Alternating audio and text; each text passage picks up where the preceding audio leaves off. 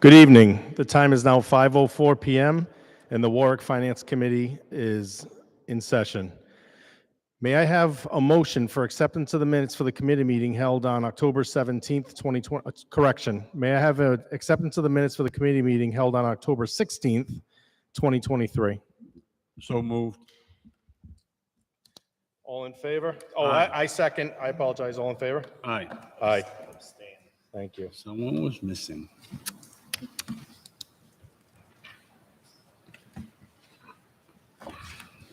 We will go right into PCR 115-23. I do want to say, I want to thank my committee members.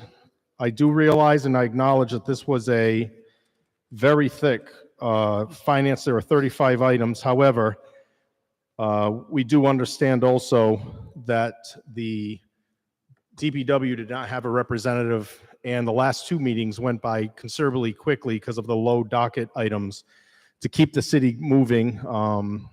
And now that DPW is represented, we're going to address all the bids that are going on here. So to my council colleagues, to the committee members, and to the public, I want to thank you for your patience, and we will work our way through this as we do play a little bit of catch up from from the largest department within our city. So starting on bid 2023-452, City of Warwick Network Connectivity Upgrade. Good evening, Director. Please identify. Good evening. Phil Carlucci, MIS Director. This is a 612 request to increase the amount on bid 2023-452, City of Warwick Network Transport Upgrade by $394,238.54. This will take the total spending authority of the bid to $574,238.54. Just as a quick reminder, this project is replacing our existing network throughout all the city locations with basically a rental system, and we're installing an irrefutable right to use fiber network. This is all based on ARPA funding, and it offers us a monthly or annual savings between 80 and 90% of our current network expenditure. This request, we had originally done the 5 core facilities. That is ready, and we will be implementing that over the next month or so. Once implemented, we'll be cutting down our expenses on the rental system and start to see those savings this fiscal year. This is the remaining facilities except for the Pilgrim Senior Center. I will be back to you once we figure out exactly the best way to connect that, asking for the connection fee there. There are 2 other components that we are going to get savings from. One of them is our internet access. That's actually an extension of what we're doing now. So we'll be able to reduce that 100% because we'll be piggybacking off our existing network rather than, once again, renting that. And the other thing that makes up our communication costs are our network switches, and we are currently working on coming up with a model where we would actually buy them rather than rent them, once again, using ARPA funding. So we're spending federal grant money to reduce Warwick taxpayer expenditures going forward. If you have any questions, I'd be happy to answer them. Thank you, Director. So just to reiterate what you said at the very end, is this is a one-time investment. We're using the ARPA money, but these upgrades will have long-term cost savings for the city. Absolutely, between 80 and 90% cost reduction. Thank you.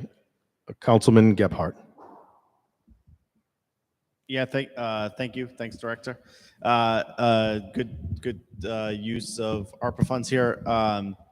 On the equipment that we're purchasing, do you know the useful life on that? We haven't gotten to that piece yet. I haven't brought that in front of the council yet. What we're looking at now, these switches, if you were to use an executable life before they become second generation, you're probably looking at 5 to 6 years. Our current switches, I believe, I'd want to check with the network manager, but I believe we're getting like 10 years out of them. Okay. All right, great, thank you. And just what's the time frame for the implementation on this, if approved?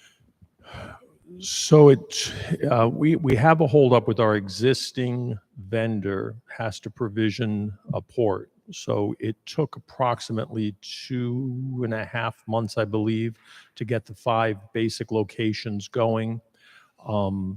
With construction costs, we're heading into the winter. Speaking to the vendor, we're looking in the April-May timeframe to get the rest of these facilities connected. Then whatever delay we have in enticing our existing vendor to work with us to get them switched over. Okay. All right, thank you. Is that- Thank you, Councilman. Are there any questions, comments from members of the council? Questions, comments from members of the council? Question, comments from members of the public? Please, to the microphone and just identify. Thank you. Just please identify with name. Oh, I'm sorry, Miss. One moment, Miss Sharon. Mr. Carlucci is going to turn on your microphone for you. Thank you. Could you repeat your opening? So my name is Ann Sheridan. Thank you. So Director, the question you said an 80 to 90% savings, what does that mean in dollars? It's actually $6,000 a month as compared to, let's see, I'll give you an example of the one we just did, $62,000 a year down to $6,000 a year. Each one of the facilities that we're turning up has a different month through the chair. Each one of the facilities that we're turning up has a different monthly charge depending on the size of the facility. Each one of these facilities is reduced down to $100 a month charge for the new network, regardless of its size. So the total line item for the network, we're saving, Probably, well, once again, we're taking the components of this. So once completed as a project, we will have invested approximately $800,000 of ARPA funding. We'll take an annual expenditure of about $200,000 a year, and we should be able to reduce that down to probably about $30,000, $40,000, depending on monitoring services and things along that line. so we're spending $800,000, and I am all about upgrading every IT thing we have in the world. And are we budgeting enough to keep these advances going every year? Because the turnover, I mean, you're saying some of this just last 6 years. So this stuff that's, I mean, do we have enough in the budget for deferred maintenance and capital improvements outside of ARPA months that are never coming again? Actually, this is going to free up some of our expenditures so that we'll be able to reduce it, but also invest that, which we do. We try to invest whatever we can save 1 year. We invest a portion of that in further security settings, network improvements, functionality, and things along that line. So this will free up a considerable amount of money to be able to reallocate a portion of. So gentlemen, do we allow that? Do we set money aside? You know, so if he comes up with excess cash, savings in the money, do we set that aside for excess improvements and not just the regular deferred maintenance? Because, you know, computers change, you all know, you know, I got a 2-year-old laptop that I should probably throw out. And we've got, you know, when I was working, I would lose keys on my laptop because I was so destructive with it, and they would laugh at me, things would flow off. So you've got people that are, whether it's, forget the hardware, but the software is critical. So are we setting enough money aside? Is all of his savings going to go into an account that, in addition to what we want to see planned, the extras? If I may, I know that the way that the city government works, when we have our budget hearings, we allocate the exact amount to what we intend the expenditure to be. It is the director's job, as he's doing now, and every director's job, to anticipate and to prepare for the coming fiscal year of the equipment they have. So to answer your question, do we have a separate account? No, we don't have a restricted separate account. That's in our budget statements. That's in the budget that is presented to us. What we do have are qualified individuals who prepare us and move us forward. As you said, as technology changes, we then will be prepared and ready for that. Thank you. Thank you. Thank you. Are there any further questions from members of the public? Further questions from members of the public? Thank you, Director. Thank you. Next is bid 2024-209, tire repairs and recapping. This is found on page 10. Good evening. Christy, please identify. Good evening. Christy Moretti, Public Works. Thank you. Public Works is requesting to award the bid for tire recapping and repairs in the amount of $340,000. It's- Christy, if you don't mind, if you could just speak up a little bit more. I'm having a difficult time hearing you also. Excuse me. Thank you. Public Works is requesting to award the bid for tire repairs and recapping in the amount of $340,000. It's a 2-year bid that will begin January 1, 2024 and expire 12/31/25 to Sullivan Tire. Thank you. And I'm sorry, one moment. While I'm doing this, not to waste it, does anyone from the committee have any questions that they would like to follow up with or ask? Thank you. My computer just rebooted, so what I'm going to do is I'm going to go around the council and then we'll go. Is there any questions, comments from members of the council on this item? Councilman Lattisaw. Thank you, Chairman. Hi, Christy. Hello. Christy, in your, or Eric's presentation here, it says that the department has reviewed the 3 bids submitted. Did the department forward the bid results for those 3 bids to the purchasing department? The purchasing department actually forwarded the bid results to Public Works. I'm sorry? The purchasing department forwarded the bid results to Public Works. Okay. So the purchasing department is in receipt of those 3 bids? Yes, Okay. And in the request from your department is the one that makes the request, right, for the bids on these tires? I'm sorry. So can you say that again? I said it's your department that makes the request for the bid for these tires. You draw up the specs. Yes, Okay. And in those specs, did you also request pricing on a certain amount of tires that you use on a regular basis? this is not a tire bid. This is for repairs and recapping. Repairs and recapping, okay.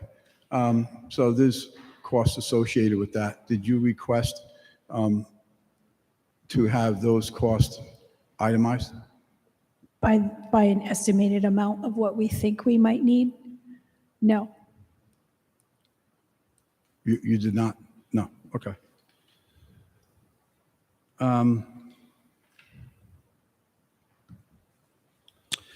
Chairman, I'd like to ask some questions to the Director of Purchasing, please. Thank you. Director, when you come to the microphone, please identify the name and title. Thank you. Francis Gomez, Purchasing Director. Good afternoon, Director. Good afternoon. My first question is, I noticed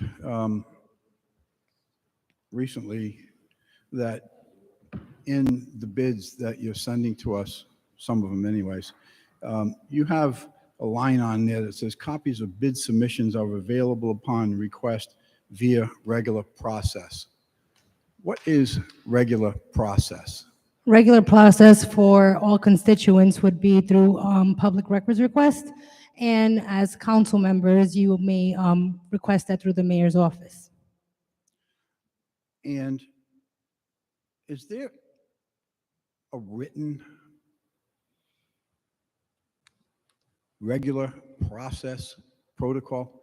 Do you have something in writing that speaks to this? Well, what are you referring to exactly? If there's a policy or if I'm not understanding it? Well, with respect to request via regular process, do you have something in writing that defines or describes regular process? Technically speaking, that I'm aware of, no. No. So then, at least as it pertains to the purchasing department, regular process is subjective. Not necessarily, because before I put that on the docket, I consulted with the chief of staff. Oh, sorry. Okay. Excuse me, Excuse me, with all all right. due respect, could she finish answering my question? And, And it- I'm it hol- does- It does pertain to this bid. Councilman, what I'm going to do is, because the chief is representing the administration and the director represents purchase, it sounds like he's looking for clarification on the question you specifically asked. So if he answers the question specifically as you asked, I'd like to hear his answer. That's fine. I'm more than Thank you. happy to hear his answer, but I would like the purchasing director to finish answering the question on her own, if you don't mind. Well, I'm going to make the recommendation that the chief answer, and then if the chief doesn't answer your question, the purchasing director is definitely welcome to come up and follow up. So what you're doing is you're disallowing the purchasing director to answer. I am my question. allowing the chief of staff, the representative of the mayor and the administration, answer the question that you asked, which is, I think, the whole purpose of why we're here, to get the answers. No, because the answer coming from the chief of staff is not necessarily the Excuse me, answer that excuse I me. was in the The process of chair getting. has already ruled what he's going to do, so Councilman Howe, you can have, All right, so the record is clear. She's not allowed to finish answering. go ahead, Councilman Howe. Thank you, Council President. Chief of Staff, Sure. Thank you very much, Chairman. just please identify, please. Sure. Aaron Mackesy, Mayor's Chief of Staff. Just to answer the first part of Councilman Lattiser's question, yes, there is as it relates to the process of requesting information by council members through the mayor's office, there is a process. That process has been written down several times and disseminated to yourself and members of the council, as well as disseminated to all department directors, including the purchasing director, both in person and written. So thank you for that, Chief. Chief, if you may, if you wouldn't mind. So you have a written process, and the written process states what? Sure. Once again, as the council has received several times, and department directors as well, the process is when it's a question from a member of the council, and it is relative to an item on the council docket forthcoming, the council member can feel free to reach out to a department director directly to ask pertinent questions on that item. If it does not have to do with that, or if it is not a direct constituent service request that you would normally forward through your council liaison through the mayor's constituent affairs officer, then you have to bring that request first to the chief of staff, and then we'll make sure that it goes to the appropriate department head and get you your answer in an appropriate time. So the long and the short is, aside of a council item, you are requiring all, not certain, all requests to be directed through you before anything can be disseminated or answered to us. And I stress all, because words matter.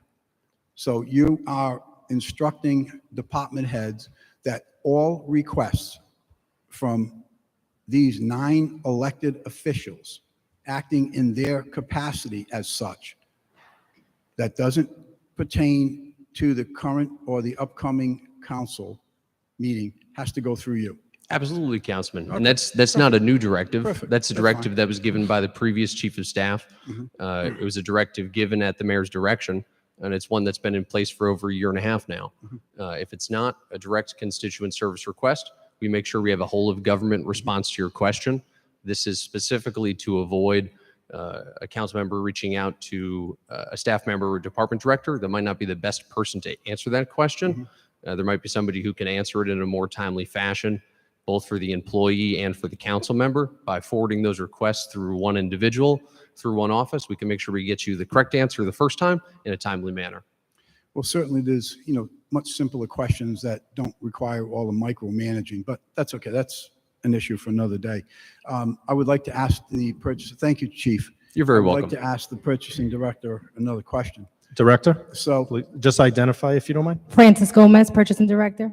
Councilman? Director, as you heard Christie mention, you forwarded to the DPW department the 3 bids. And by the way, to the chairman's comments earlier, we have 35 bids on this agenda for this evening. So before the question even comes up, no, I did not make communication or contact with department heads prior tonight. You know why? Because I was spending countless amounts of hours going through 35 different bids. Why? Because apparently someone was out. Councilman, and do you didn't have a appear question for anyone had the an opportunity purchasing to director? cover. So here's my question. Why did you not include the 3 or the 2 additional bidders in our bid package? Do you think that it is reasonable that we should have that information, or do you think it's not pertinent to what we do here as an elected body? As a public sector, working for a public sector, I do understand the need to have all transparency available. And all bid tabulations are not only available through requests. Now, with the ones on this docket, at least, we are starting to add bid tabulations to all the closed bids through our purchasing site on the City of Warwick website. And again, the committee, the Finance Committee, requested that we do not include the pricing sheets in the docket in order to save money on paper, on labor, etc. It is not necessary because it can be requested and it can be provided digitally. And if you need to print it out, you can come on over and we can print it out for you. It's available through our website. So there is no need to add that, even when it was requested by the Finance Committee not to add that. So the email that was sent out, it says directors no longer have to include the full listing of various pots in their bid proposals. It doesn't say that you don't have to include the bids. I think it is very irresponsible to the taxpayers, especially, that all the supporting documents and information are not presented to us when items that are we're talking about thousands and thousands of dollars here. They're not presented to us. We have 35 bid items here that we're supposed to, just go through and do our due diligence. And then in addition to that, we're being pretty much requested that we have to reach out to all department heads, make the phone calls, et cetera, et cetera. Personally, I view that as simply slowing down the process. It is delaying the process. It's making it more complicated. But here's a question. So, Councilman, I'm sorry, hold on one moment. May I have a motion to extend the councilman's time an additional 5 minutes on this item? Or I'd like to make a motion that we extend the councilman's time 5 minutes. All those in favor? Aye. Thank you, Councilman. thank you.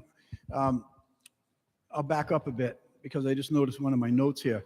In this bid right here for these tires, we don't even have Sullivan's bid in here. We don't have their breakdown of how they arrived at their numbers, other than, what's being requested. At least I don't have it in mine. Anyways, I got one document here, page 11. So here's my question.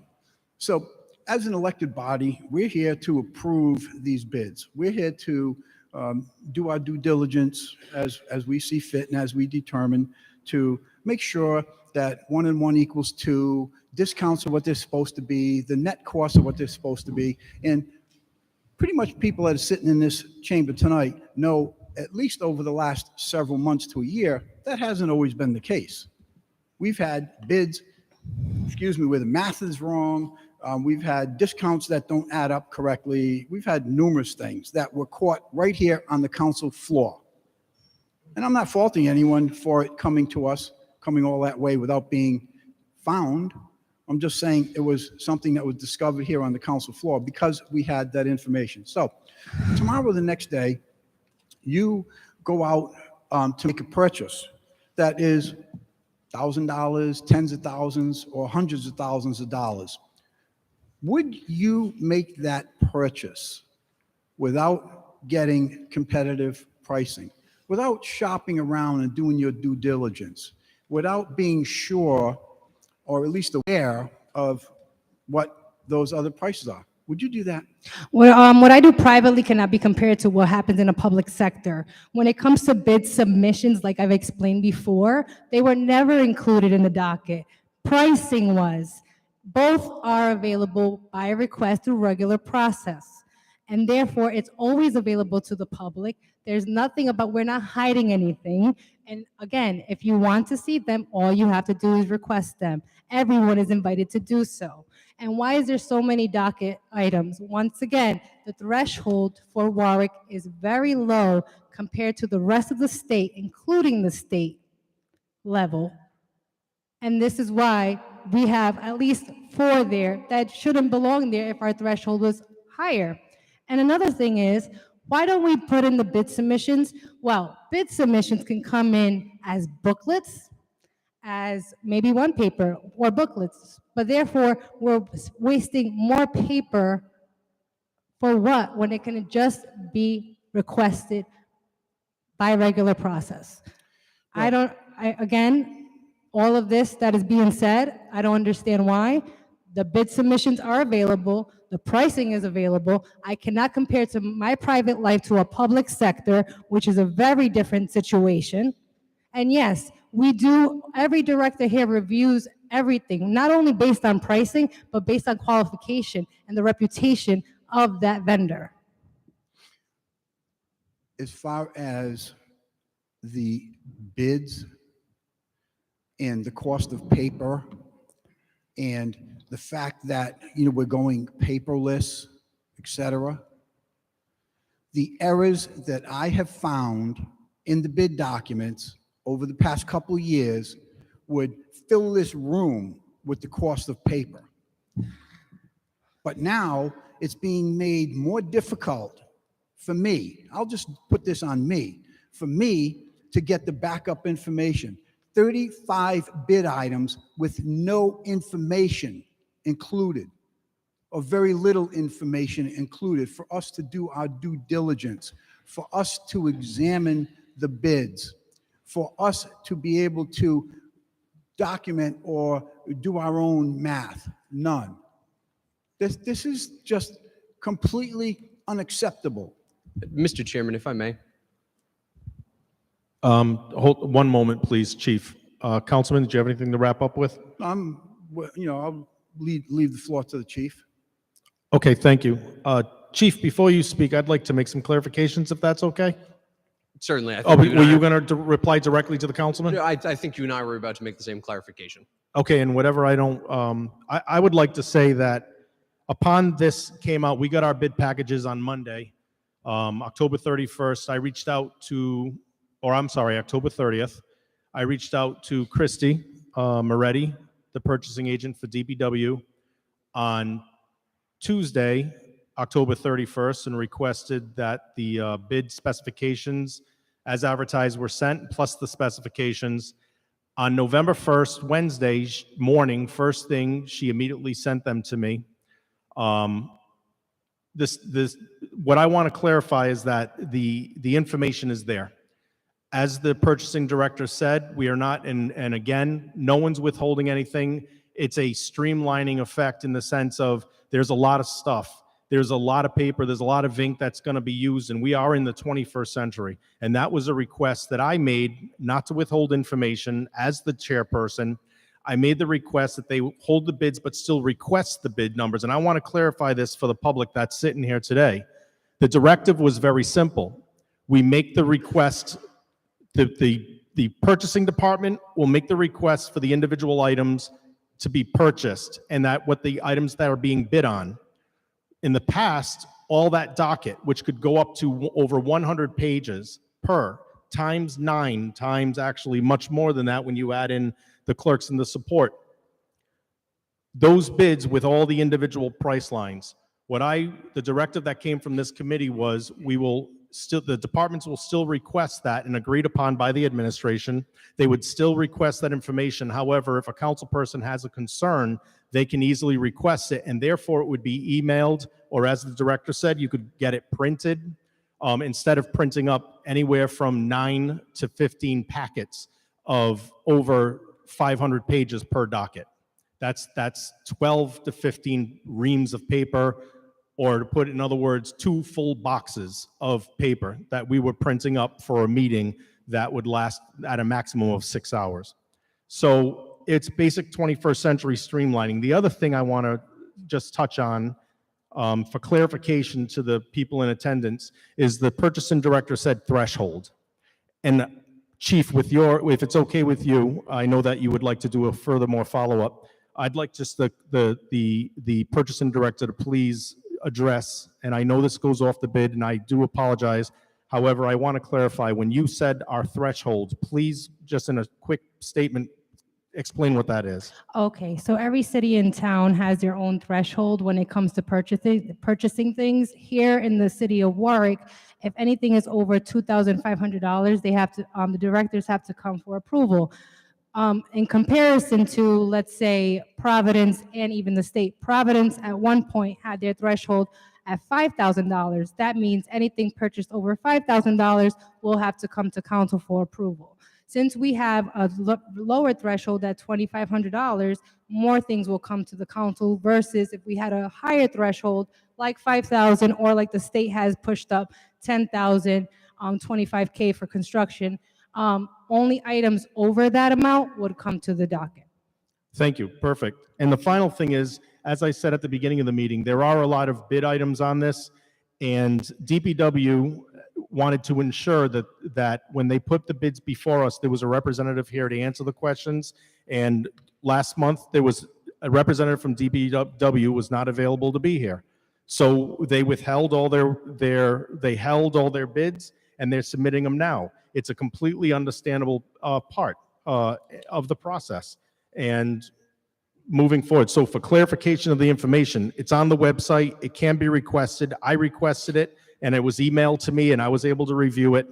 And the system works. It's just maybe not the system everyone wants, but it's a system that is open and transparent. Thank you, Chief, if you had something to follow up on. Suffice to say, Chairman, the administration presents these documents in the manner that is requested by the Finance Committee, and that's why it's presented this way.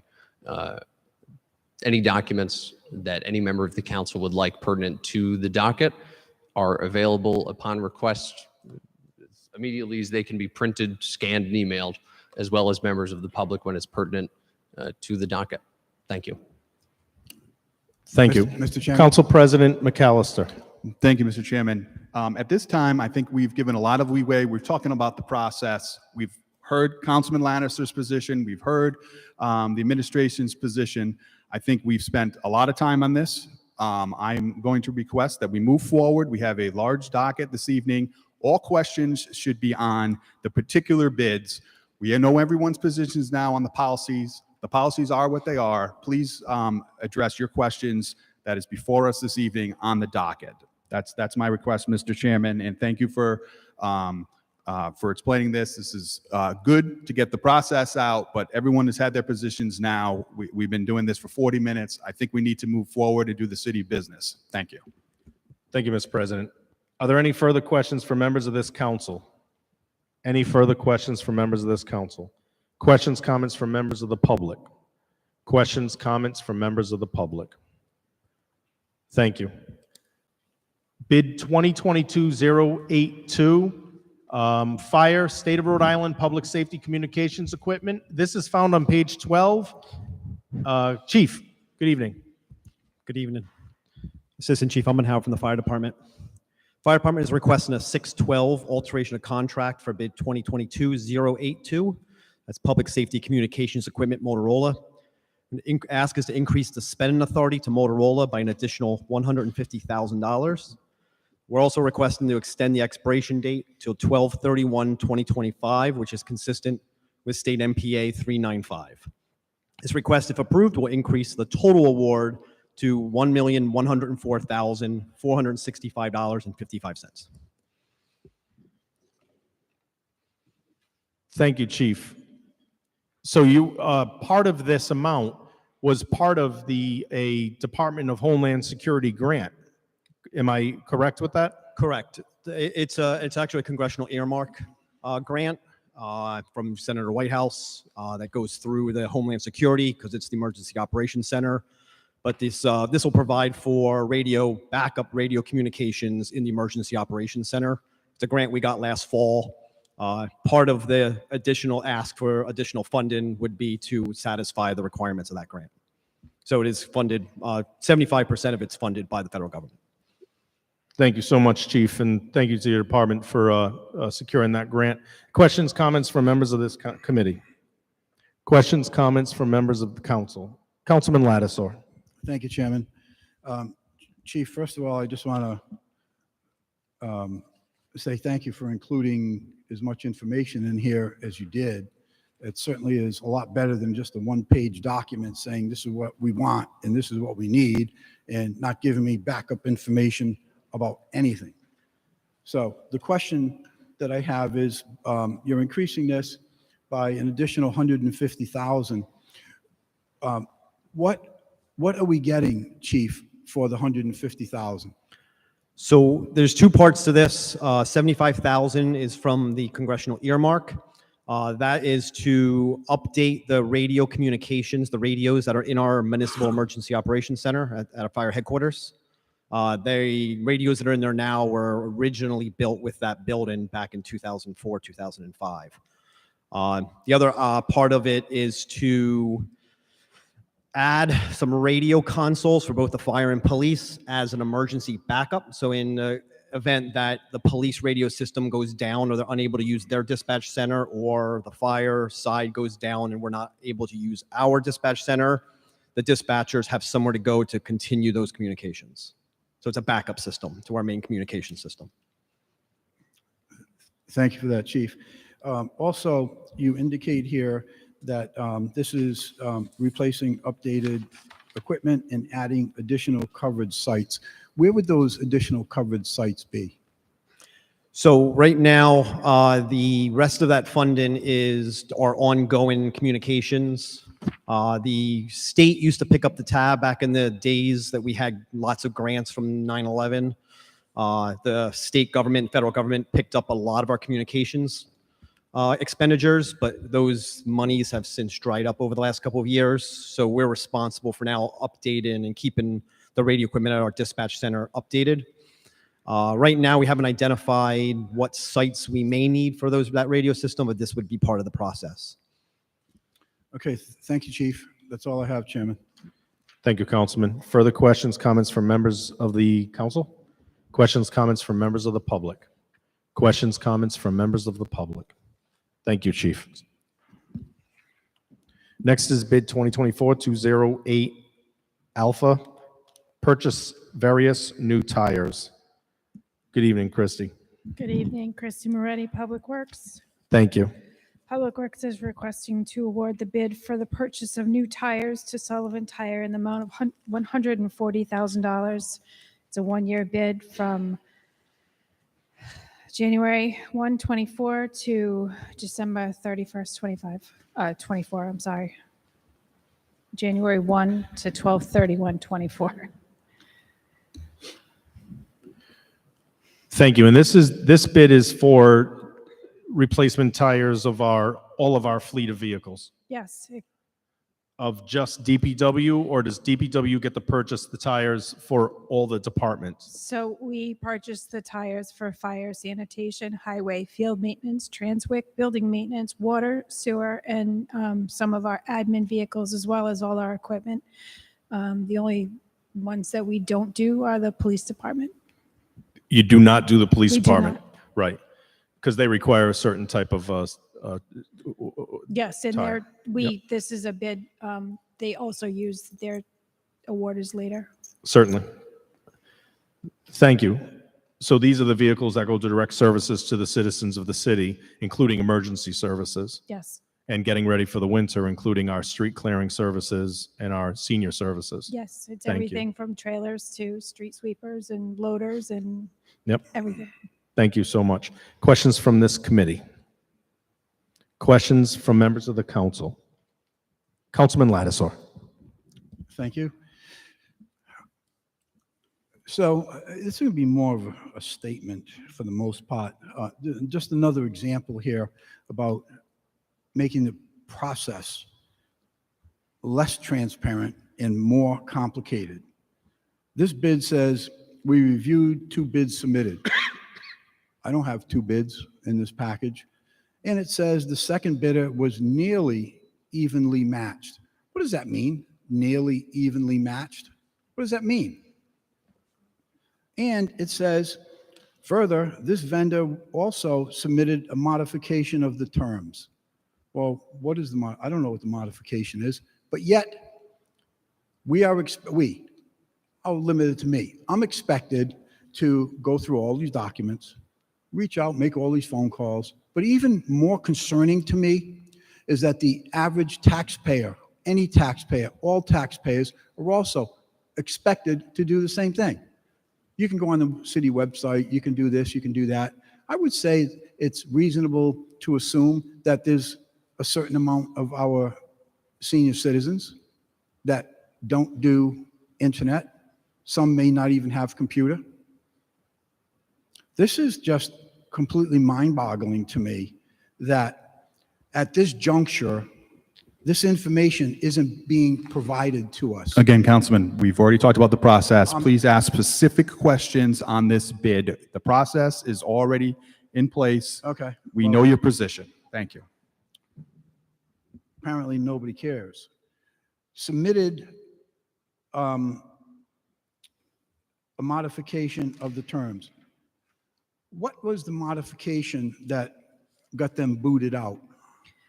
Well, it wasn't so much the modification of terms. They were evenly matched with Sullivan Tire because both provide Goodyear tires. However, Sullivan Tire is located in Warwick, so we have to give the 7%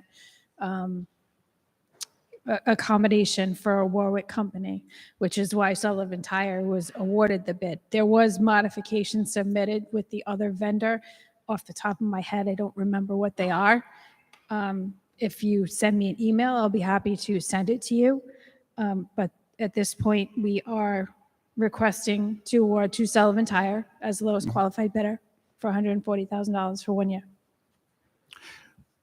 So you just said that it wasn't so much a modification of terms, but yet in this document right here, it says further, this vendor also submitted a modification of terms. Correct. It was we were making a point that there was the 7%, Yeah. and there was a modification to the terms that the city put forward in the bid specification.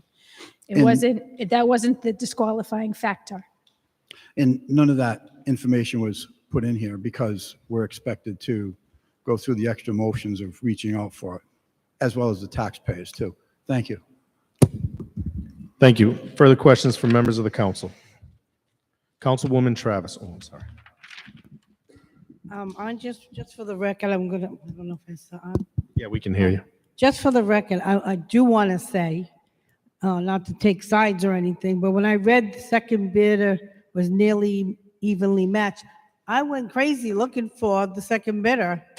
And then I seen the next bid was already, it was just this page. So now I'm learning that, well, okay, but it makes me feel like somebody already picked it out for us.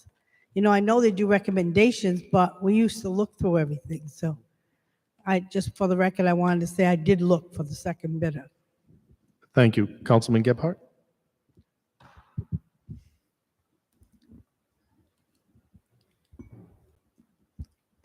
It's probably worth mentioning because I'm just doing a little research here. So if you go to warwickri.gov/bids, maybe I should work in communications for the administration, but you can literally see every bid that's been put out and the detail that we used to get in our package behind all of it. It's actually a very easy to use, user-friendly interface. You can see all open bids, all closed bids, and you can see the detail behind all the bids. I'm not sure why no one literally has mentioned it to us, but it would be very effective to share this information as where people can find the bids because they are all very easily accessible here. So. Thank you, Councilman. you. That's something actually I can, you're absolutely right. That's something we could actually put out, absolutely put out. Further questions from members of the council? Questions, comments from members of the public? Please.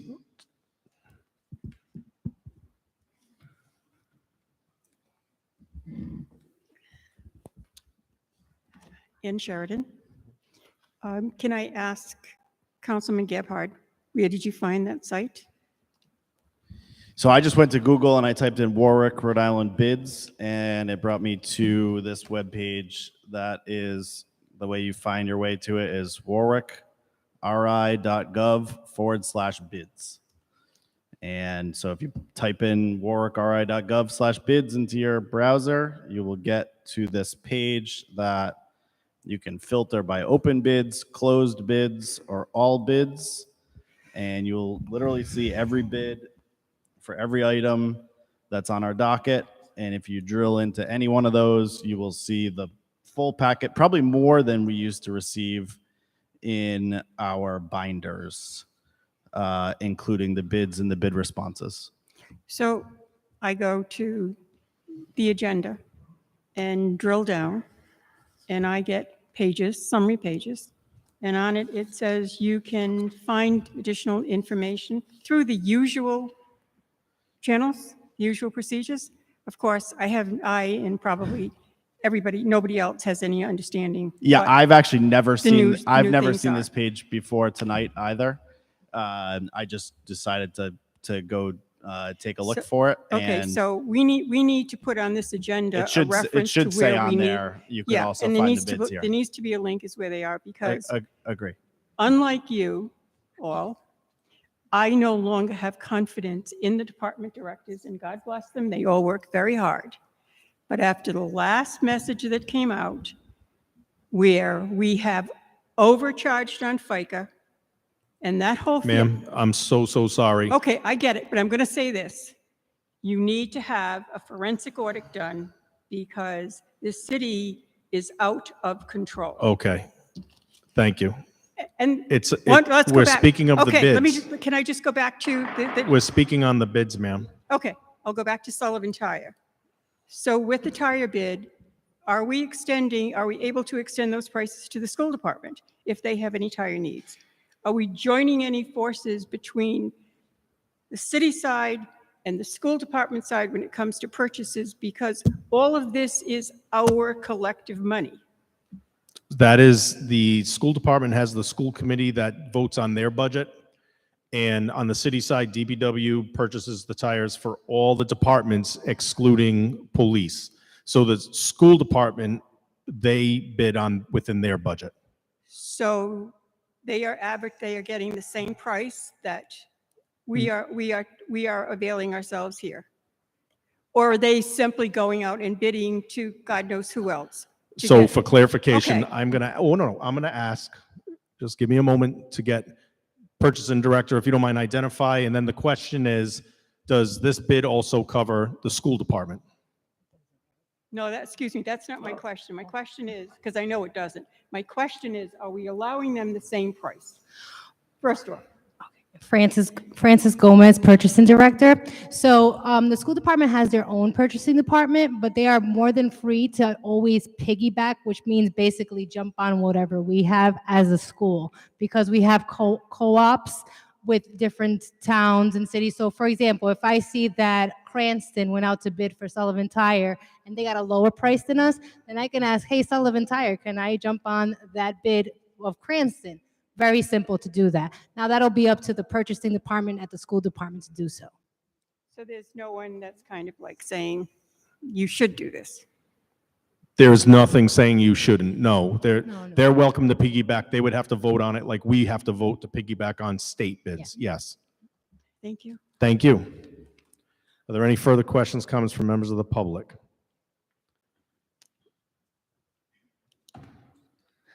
Oh, I'm sorry. It's okay. Finance. I just wanted to make a Purchasing. comment on how to find the bid tabulations with, if you go to the City of Warwick website and go through the purchasing department page, then through there, you'll see bids and invitations to bid.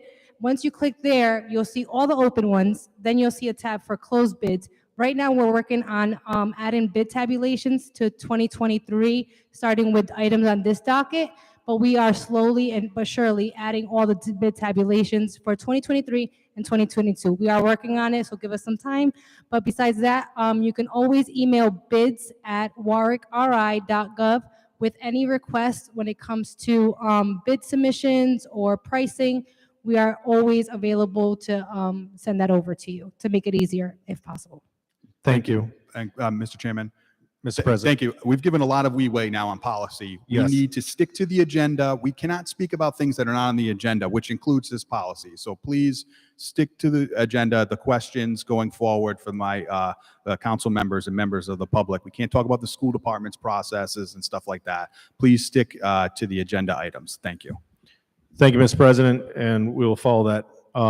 Next is bid 2024-181, Planning City of Warwick Comprehensive Plan Update. Director Kravitz. Just please identify and then your presentation.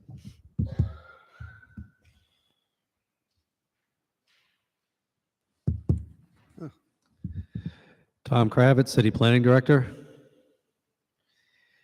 The city's comprehensive plan is going to expire in August of '24. So we solicited proposals to update the plan for the city. We reached out to about 17 professional services companies, and we got back 2 proposals. The high bid was 100,000, the low bid was 99,100. So incidentally, we're recommending the lower bid. It's a firm with a bit more capacity that my staff felt comfortable with, to execute the update. With that, really, I'll answer any questions if you have any.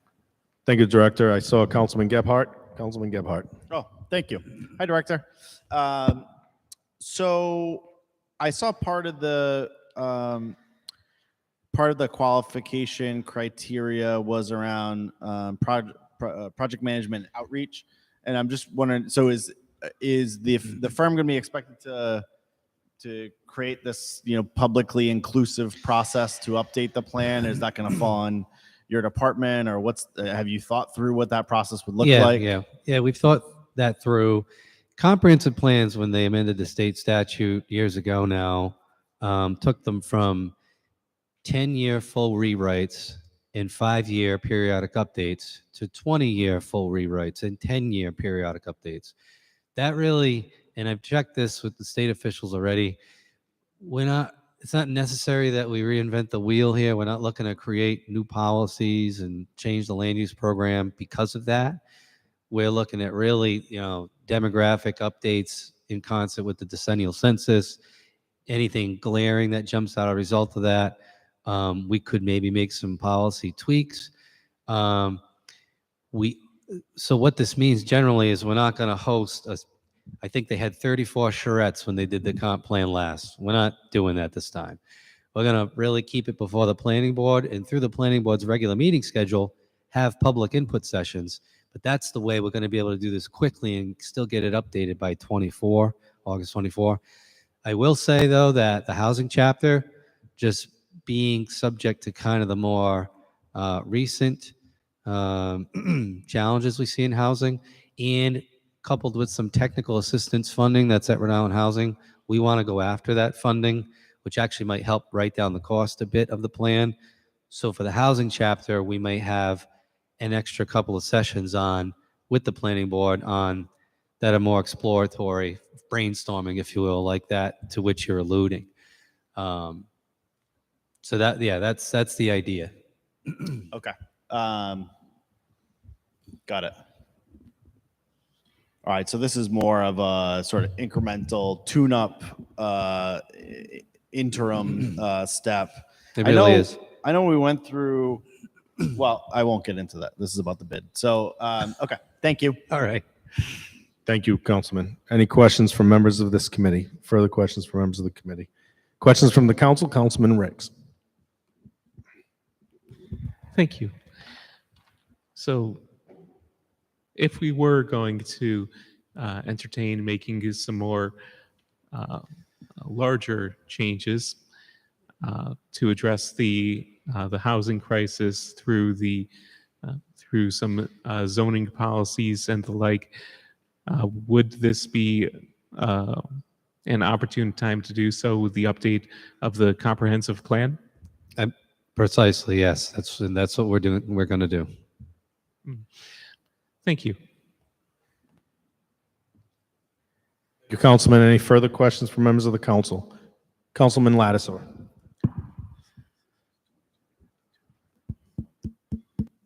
Thank you, Chairman. Hi, Director. Hi. I've looked over your position paper. In here, I do have the scoring sheets. I would assume that you had received pricing from these two vendors, correct? Correct. And you also had received the two bidders from vendors, right? Right. And you also had a panel of individuals, I'm assuming from the planning department, who each rated each one of these vendors. Right. But yet, in this binder that I have, because everyone knows that's what I go by, the hard copy. That's what I use, okay? And it's been stipulated long ago. Not everybody in here uses hard copy. So, talk about reams and reams of paper, ridiculous. So that information was all transferred to purchasing, right? Right. Okay. But it's not in my binder. Thank you. Any further questions from members of the council? Any questions, comments from members of the public? Questions, comments from members of the public? Thank you. Thank you, Director. Bid, give me one moment. I'm sorry. Yes. Bid 2022-317, Neptune cold water meters. This is found on page 27. Director, when you get there, please introduce yourself. Good evening, Terry DiPetrillo, Chief of Water Division. This is a request for a 612 alteration of contract for tie seals to increase the awarded amount by $80,000 to increase from $300,000 to $380,000. The current bid is good for 2 years when it expires March 26, 2024. Thank you. Questions from comments from members of this committee? Questions, comments from members of the council? Councilman Lattiser.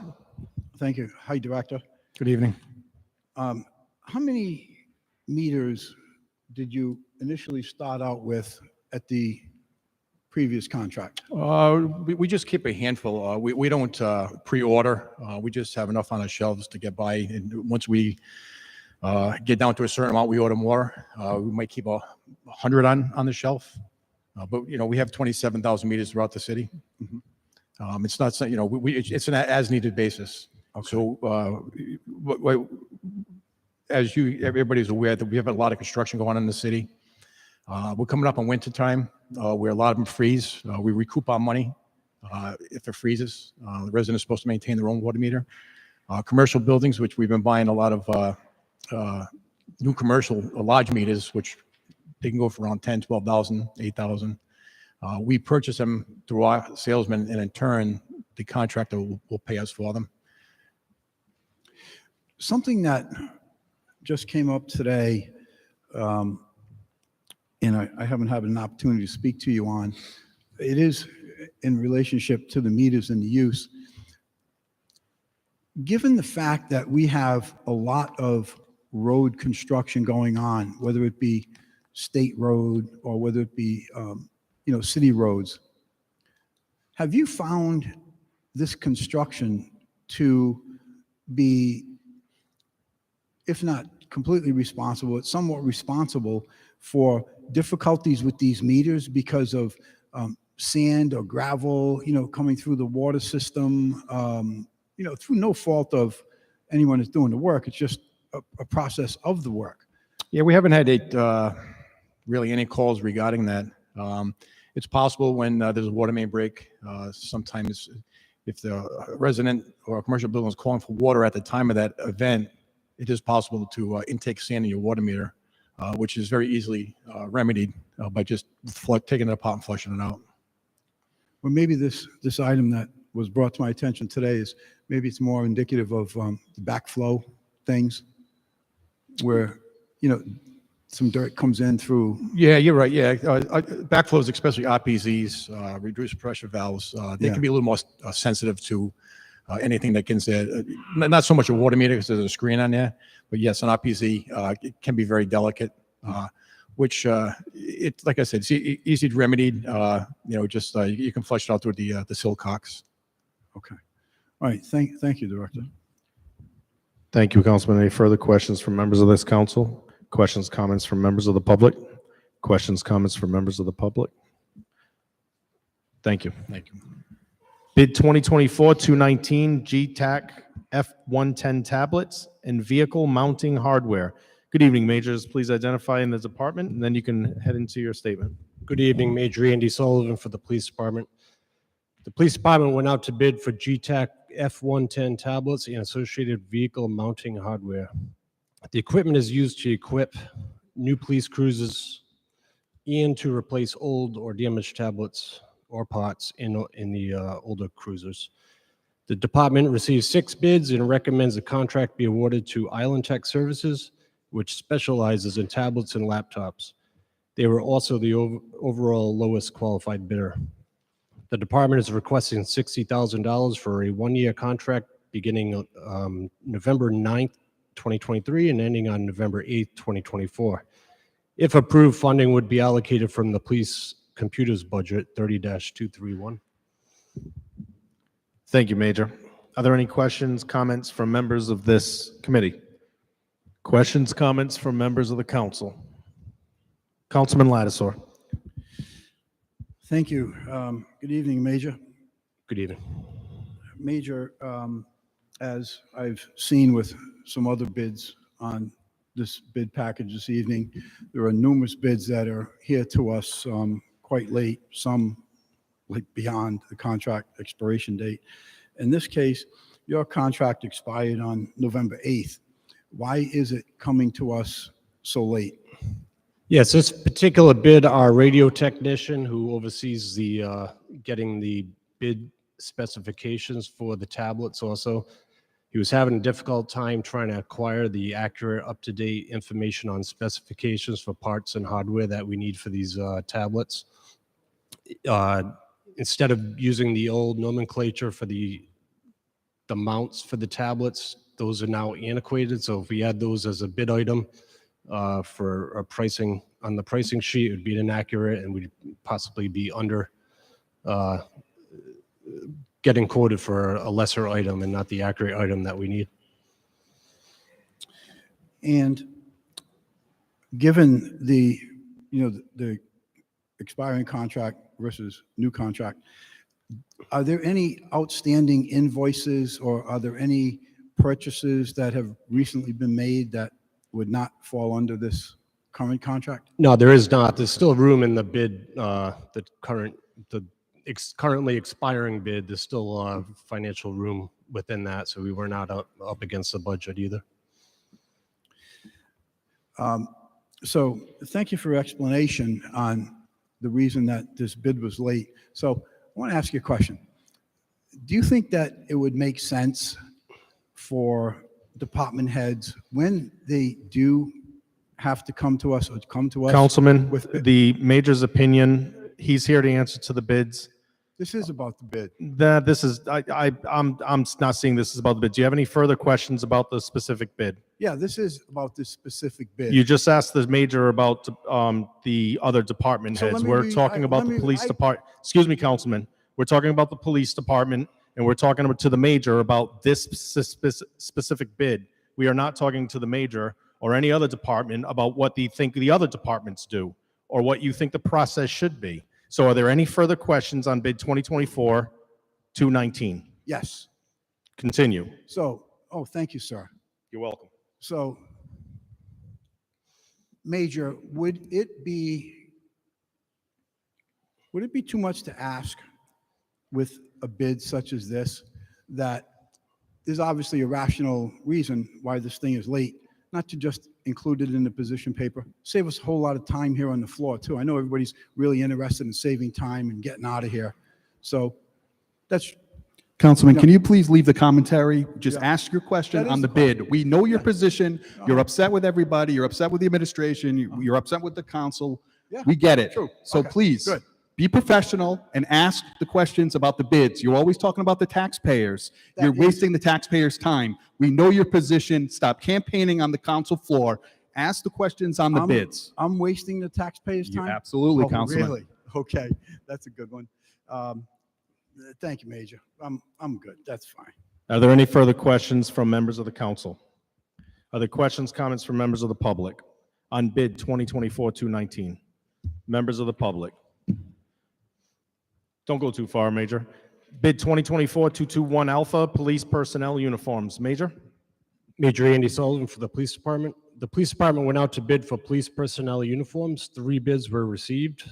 Barney's Hat and Uniforms out of Cranston, Rhode Island, Jonah's Enterprises out of Brooklyn, New York, and Galls Incorporated of Lexington, Kentucky.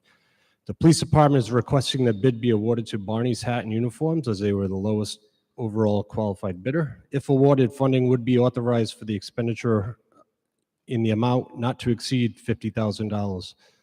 The contract would commence on December 12th, 2023 and end December 11th, 2024. Funds would be derived from Police Department Operating Budget Code 30-260, miscellaneous police gear and uniforms. Thank you, Major. Are there any questions from members of this committee? Are there any questions, comments from members of the council? Are there any questions, comments from members of the public? Are there any questions, comments from members of the public? Thank you. Thank you. Sergeant of the Arms, can you see if there's someone chatting in the back and ask them to leave the hall if that's the case?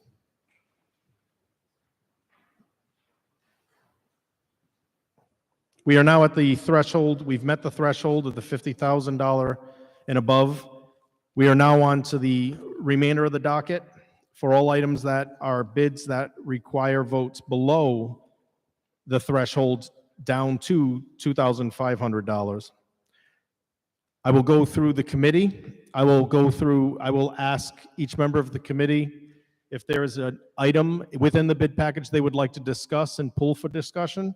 I will then go to each member of the council and open it up to the members of the council to see if there's an item that they would like to discuss within the bid package. I will then go to the public and ask the public if there are items they would like to discuss within the bid package. Members of the Warwick Finance Committee, are there any items that you would like to pull and discuss within the bid? Thank you. 2024-254. Can't hear him. 2024-254, investigation and analysis of drainage on Wolverson Stone. That is number 16, and that is found on page 57.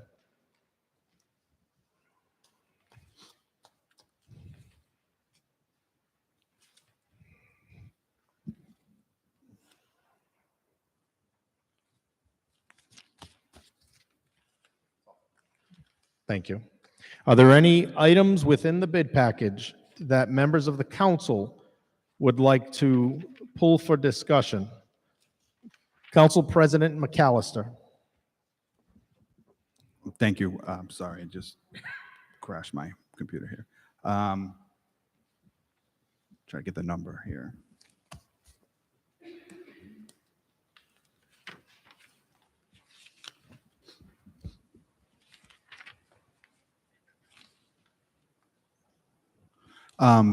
Bid number 2024-206 on page 71. That's number 20.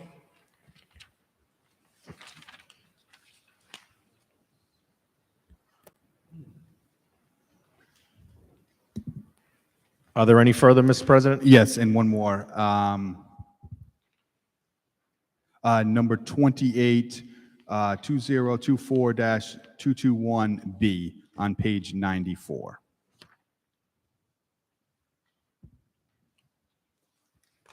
Thank you so much. That is 2024-221 Bravo, police personnel uniforms, additional vendors. That is found on page 94. Thank you, Mr. President. Are there any items from members of this council would like to pull for discussion? Councilman Lattisaur. Thank you. Item number 9, found on page 36, 2022-232. Yes. Item number 10, found on page 45, 2024-211A.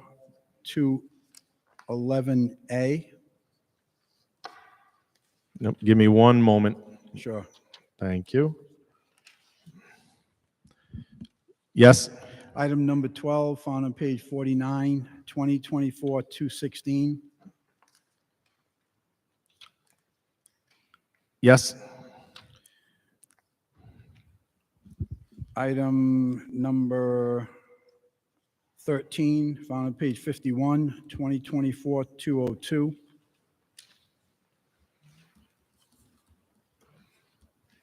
Yep. Item number 18, found on page 67, 2024-218.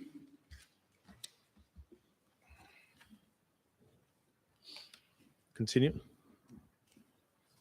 Are there any further, Councilman? Item number 20, found on page 71. The President, Council President already requested that one. We can have a discussion on that Oh, one. I'm sorry. I see it. Got it. Forgive me.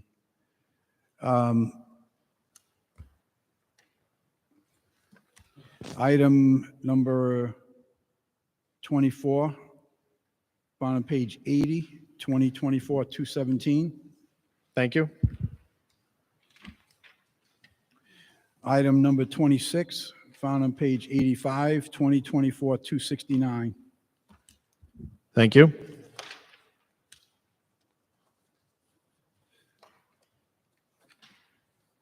And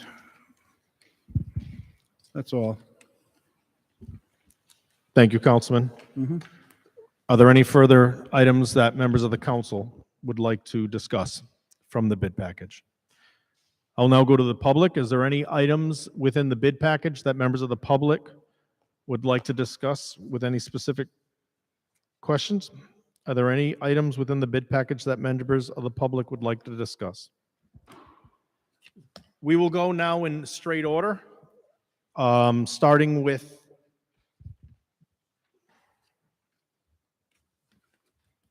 bid 2022-232, State of Rhode Island Mobile Data Equipment and Installation. This is found on page 36.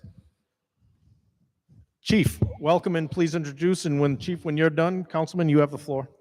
Assistant Chief Jason Ullman, Howard Fire Department. Thank you.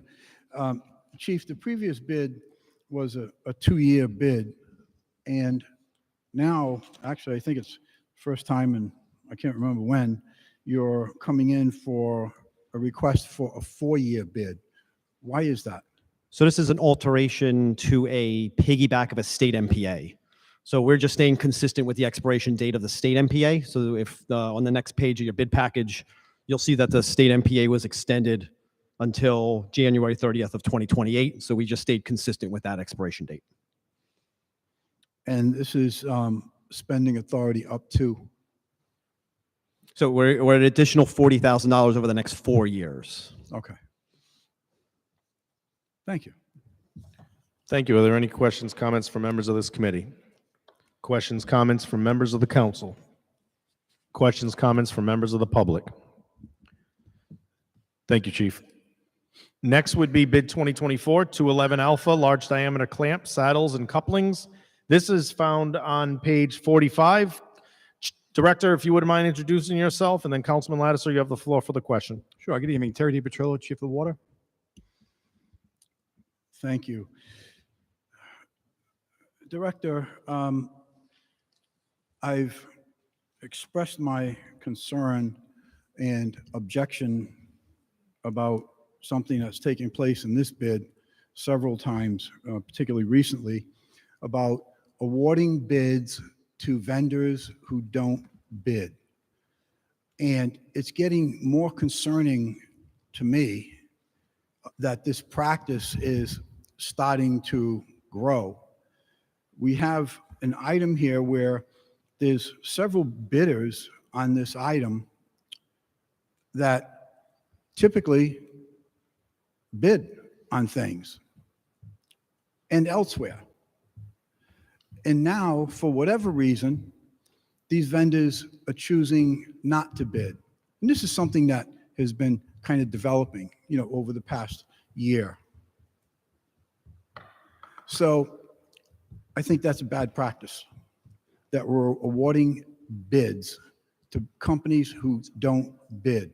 I think it's unfair to the bidders that do bid, and it's especially unfair to in this case, the two lower bidders that you're suggesting. And I understand what the rationale is for, in this case, awarding to two bidders who bid, but I think it's very unfair to those two bidders to go ahead and include two or three other bidders who didn't even bid. Councilman, for clarification, I'm sorry. We are on bid 2024-211 Alpha, large diameter clamps. That is found on page, just for clarification, Yeah. page 45 within the bid package. Okay, sorry.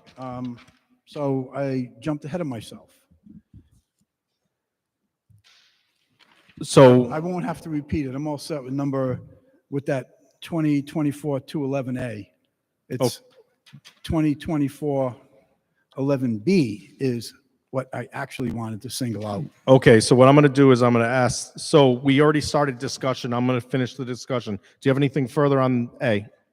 I'm sorry? Do you have anything further on that 2024-211 Alpha? No. Okay, any questions from members of this committee? Questions from this council? Questions from the public? Thank you. So you intended, and this is something that you made your statement already, so you wish to make the statement towards 2024-211 Bravo. So Councilman, do you have a question for the director, or did you just want to make your feelings known? No, I stated my piece on it. Thank you. Are there any questions from members of this committee? Questions from the council? Questions from the public? Questions from the public? Thank you. Next would be bid 2024-216 firefighting tools and equipment. This was also requested by Councilman Lattiser. This is found on page 49. Good evening, Chief. Just please identify. Assistant Chief Jason Ummenauer, Fire Department. Councilman? Thank you, Chief. Chief, just a different question for you on this one. Why only 6 months? So in talking to the vendors, several of our different bids we've discussed with them, they usually, right now with the fluctuation of prices and product availability, they're getting two price increases every year. So January 1st and July 1st. So a lot of our vendors had requested a 6-month bid if we only plan on purchasing it within the next 6 months, because otherwise they would have to build 2 price increases into their bid price. So if we had extended this past July 1st, the price that we would be paying next week would have 2 price increases built into it, because they didn't know if we were going to buy it tomorrow or at the end of the 1-year contract. So we're trying to avoid that second price increase. Okay. I think you made a good point. And that's also something that could occur on any of these items in this bid package. Correct. It's dependent on the product itself. So with Yeah. tools and those Exactly. type of goods, it's a 6-month thing. Okay, thank you. Thank you, Councilman. Are there any questions from members of this committee? Follow-up questions from members of the council? Questions from members of the public? Comments from members of the public? Thank you. And the next item is bid 2024-207, floor mats, wet and dry mop rentals. This is found on page 55. This falls under DPW. Christy, please identify, and then Councilman Lattiser, you have the floor. Chrissy Moretti, Public Works. Council Chair, I'm sorry. I believe it was 2024-202. Yes, that's correct, Mr. Chairman. Oh, what did I say? I apologize. I need to correct the docket. It's item number 13, found on page 51, snowplow blades. Oh, I have you down as item 15. I apologize. I have 15 too. Oh, no, I'm sorry. I took 15 off. So you wanted to, Councilman, you wanted to speak about 2024-202 Yes. snowplow blades? Yes. Thank you so much. Christy, thank you for the correction. I do appreciate that. Councilman, you have the floor. Christy, so snowplow blades, I mean, we know in June or July, right, about the weather and the snow. So this request for snowplow blades, which you absolutely need and you request every year, why did it wait or sit there until October 4th before sending the request in to the purchasing agent? Well, I was out Why of, wasn't it requested long before October 4th? so I was out of work on medical leave for about 4 weeks. When I returned to work, I sent all the bids over to get them, I think it was when I returned to work, to get them advertised so we could get the award done. I do realize that expires on November 27th. This is one of the items that was supposed to be on the last meeting that we were unable to attend. Well, Christy, sincerely, I'm sorry that you were ill and you were out, but that begs the question: if you're out for 6 months, does that mean the department doesn't function? There's no one else laterally above or below your job description that can produce these bids and get them to us? There's no one else in that department that can do that? That's something that we're working on is, if I'm absent for any long-term reason, that there's another person in the department that can handle these things. So then we could expect, something like that to happen fairly soon. I can't Um, guarantee okay. it won't happen again. Okay. No, I'm not talking about your illness or being ill. I'm talking about if, for whatever reason, you were out, you left, that someone is going to be able to fill in. So, as an example, I'm not going to go down that route. That'll just get people angry for nothing. That someone will be there, will be able to do it. The department won't be shut down with snowplow blades and paints and tires and pots, et cetera, because someone else will be trained to do that. There's always an alternative. Okay. If I may, Chairman. Yes. The resolution is actually incorrect. Okay. The expiration date should be 11/27/25. It's a 2-year bid. So if you don't mind, please repeat that. I missed the last sentence. This is a 2-year bid. Okay. The manner of award says 11/27/24. It should say 11/27/25. In your statement paper, it does say the correct dates. It says November 28th, 2023 to November 27th, 2025. Correct. Yep. If it's not correct on the resolution, I just wanted to make sure that it was. Yes. Thank you. That's it. Thank you. Thank you, Councilwoman Christy. Travis. Yes. Hi, Chrissy. Hi. Is this going to cover different size blades? Because before we used to get a breakdown of what size blades we would need. I mean, you don't know exactly right now? It covers everything from 8 to 12 feet. So, but this is gonna be different sizes, right? Yes. Okay, thank you. Thank you. I am going to request a PCR on bid 2024-202, just for clarification and purposes, but I was going to see if there's anyone on the committee that has anything further to say on this item. Is there anyone from the council that has anything further to say on this item? Anyone from the public have anything further to say on bid 2024-202? City Clerk, may I have a PCR? 11823. PCR 118-23. Seeing that we had discussion on this item, the PCR would call for a correction to state that the bid would be from November 28th, 2023, with an expiration date of 11/27/2025. Correct, Christie? Yes. Thank you so much. This will be a 2-year bid. May I have a motion? Motion to amend. All those in favor? Aye. Thank you. May I have a motion for PCR 118-23 as amended? Move favorable action. All in favor? Aye. Thank you all very much. Thank you so much, Christie. Councilman, for clarification, Councilman Lattiser, sorry. Did you want to speak on item 15, bid 2024-207? Or was that just my misprint? No, initially I had asked to speak on it, but, it was just the question about where's the other bids, so we already Okay. know that answer. Thank you so much. Next is item 16, bid 2024-254, investigation and analysis of drainage on Wolferstone Road. This is requested by the council president. Director, please identify, and council president, you have the floor. That was by me. Eric Earls, Public Works Director. Go ahead. I apologize for correction, Councilman Gebhardt.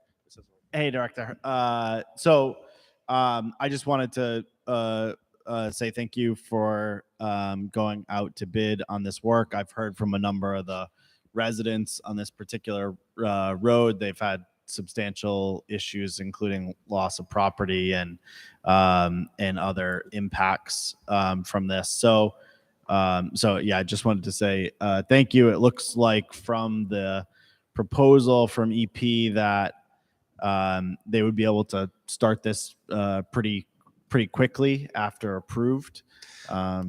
Yeah, the design, it's a tricky road, which is why we have to go out for design. At the top of Wolverstone, it's kind of a convergence of 3 separate waterways. And so during storm events, it gets inundated. And one of the problems is that drainage system ties into the drainage system on Post Road. And the drainage system on Post Road is typically inundated. And so that whole system becomes inundated, and subsequently the water surcharges and then just flows overland. So what we're working with EP is going to be able to provide us some hydraulic studies, computer aided hydraulics that will help us design a system that will mitigate a lot of those concerns. No, thank you. Appreciate your attention on this. So thank you. Thank you, Councilman. For question, comments from members of the committee? Questions, comments from members of the council? Questions, comments from members of the public? Questions, comments from members of the public? Thank you, Councilman. Next, thank you, Director. Next is item number 18, bid 2024-218, Milwaukee Cordless Power Tools and Accessories. This was called by Councilman Lattiser. So, Chief, after you identify, Councilman Lattiser, you have the floor. Assistant Chief Jason Howard, Fire Department. Thank you. Chief, on this item, Milwaukee Cordless Power Tools and Accessories, and you drew up the bid request for this? I did. Item? And in that bid request, did you also request an it or equal? In other words, Milwaukee Cordless Power Tools and Accessories or equals? We did not, because we primarily, the fire department years ago has committed to a battery system using Milwaukee batteries. So we have continued to go down the road of purchasing Milwaukee equipment so that we don't have to continue to buy different kinds of batteries and charge and stock different batteries on the vehicles for different tools. So if you have two different pieces of equipment and batteries, like it's so common in the construction industry, people that use these tools, every single day, you think that is a disadvantage, having two different tools and two different batteries? We do, because the vehicles have to carry and continue to keep charged those batteries. So the more batteries and battery systems that we got to keep charged on the trucks, the more space we have to place all those chargers and all those batteries. I can keep a single stack of 6 batteries on a truck and it'll run any battery operated tool on that vehicle, those 6 batteries. If I had 4 different brands, I would have to carry multiple batteries of each of that brand, and it would be cumbersome. We've had good luck with Milwaukee tools. We've never had issues with them. And Milwaukee makes an extensive line that includes a lot of the firefighting specific tools that we use, including our fans and things like that. And in your position paper, you said that as a note, Salk's Hardware bid 5% off the suggested retail price as opposed to the requested manufacturer's list price. So, I mean, again, that's not here in our binder. So I assume that you have the copy of that suggested retail price? We do. We have the specific prices for each item, and it was a percentage off. And clearly they were not the same as the others because their percentage was much lower. So we reached out for clarification, and they gave us the price, but the price that they did put on the bid specifications was the suggested retail price. So we calculated it based on that percentage, which made them just the lowest bidder. And the question I'm going to ask now is because in the past, it hasn't been the case, which is what prompted some of the policies that were put in place years back.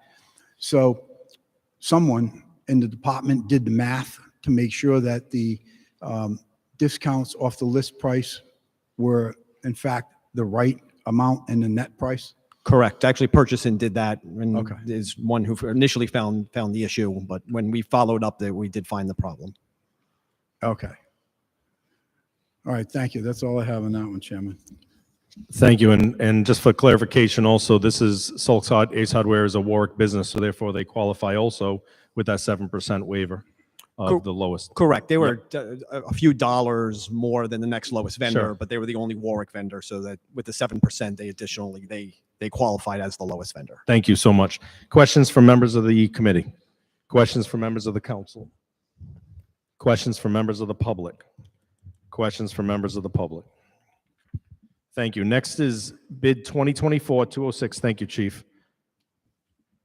2024-206 athletic field marking paint. This is item number 20, found on page 71. Council President McAllister, Director, if you, or I apologize. Well, no, let's, Purchasing Director, if you don't mind identifying with your title, and then I'll turn it over to the Council President. Christy Moretti, Business Manager. Thank you, Christy. Can you just, the paint, what fields that get this? And I think this is an annual one, or do you do it a couple times a year? This is something that we do regularly for fields like Bench Street. They're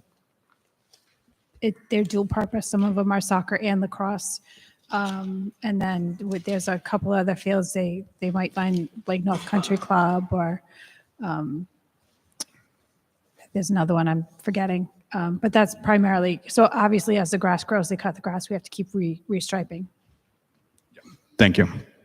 Thank you, Mr. Thank you, Mr. President. Any further questions from members of this committee?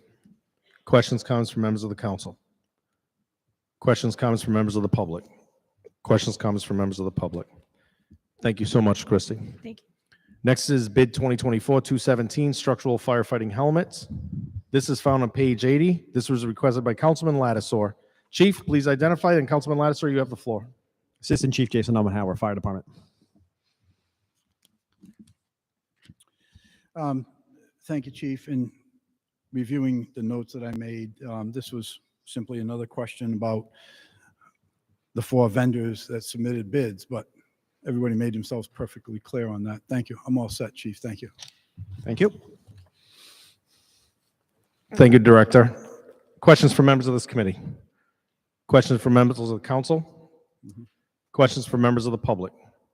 Questions from members of the public? Next is bid 2024-269 TLO service software subscription. This is found on page 85. Major, once you identify, Councilman Lattiser, you have the floor. Major Andy Sullivan for the Police Department.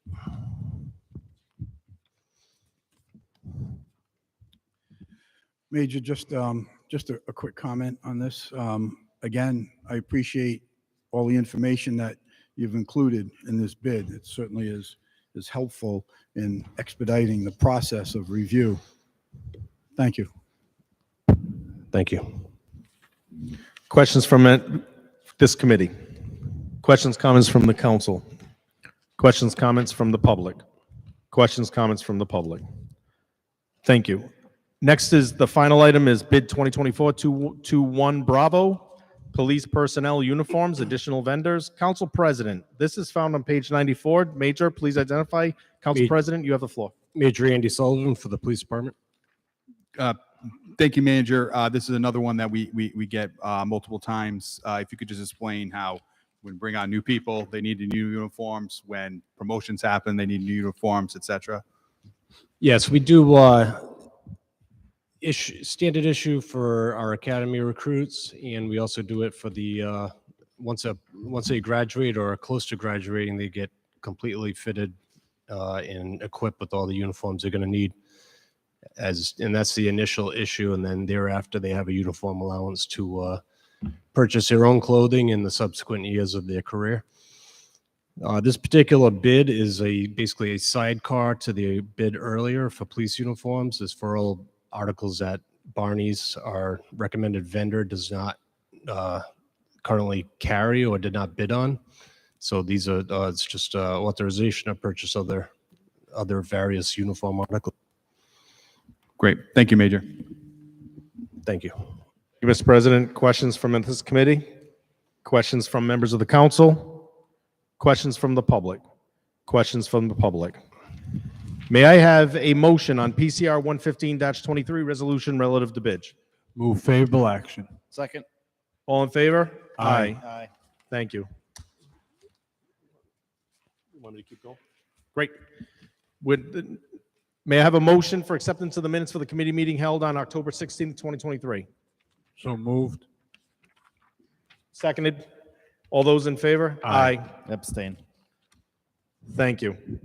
PCR 116-23, resolution relative to abatements. Good evening, Director. Please identify. Good evening. Neil Dupuy, Director of Assessing. This month, we have abatements in front of you in the amount of $52,286.99. This is really a 3-month total because we weren't able to attend the last 2 months due to a software issue and a death in one of the staff members' families.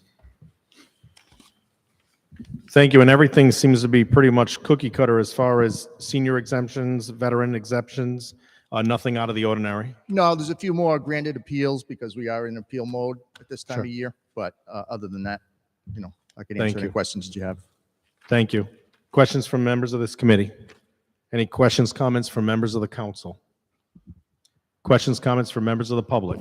Questions, comments from members of the public? May I have a motion? Mr. Chairman, Oh, correction. Yes, sir.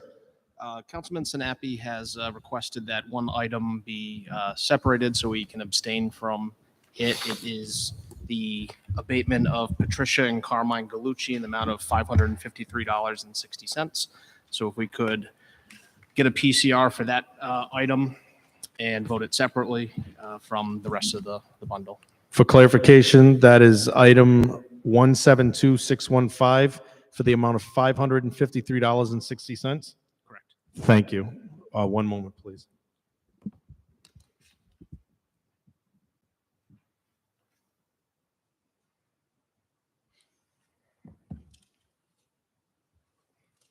So if we could first have a PCR on the Gallucci abatement.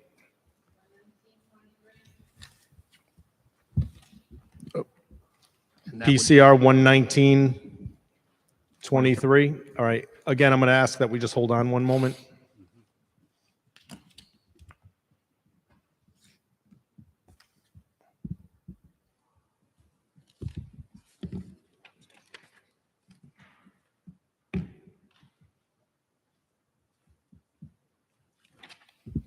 Solicitor, to verify the new amount of the abatement totals, bless you, would be $51,733.39. That is, I agree. That's what you Director. have? Thank you. I have 34 cents, but not to pick hairs.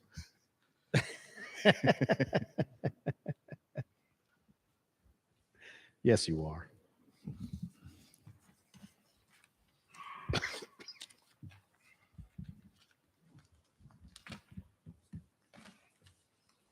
Chairman, I would first recommend that the committee make a motion on the PCR 11923.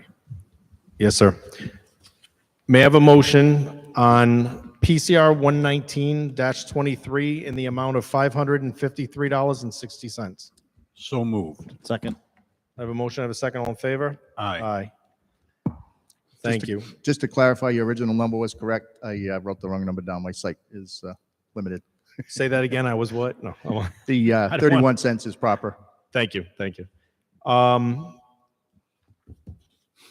So next, I would like to favorable action on PCR 116. And before I make that motion, Solicitor, to be clear, do I have to amend this, or do we just approve it as it is right now? We can just reflect the updated amount in that you make a recommendation on the remaining abatements in the revised total. Not as an amendment? Correct. Okay, thank you. I make a motion, I already went through the motions. I make a motion for PCR 116-23, resolution relative to abatements.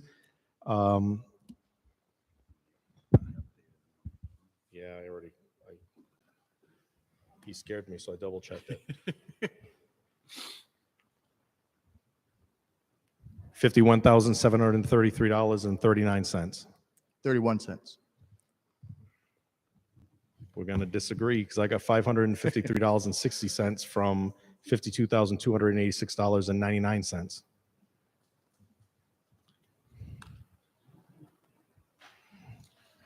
So I have that 60 cents.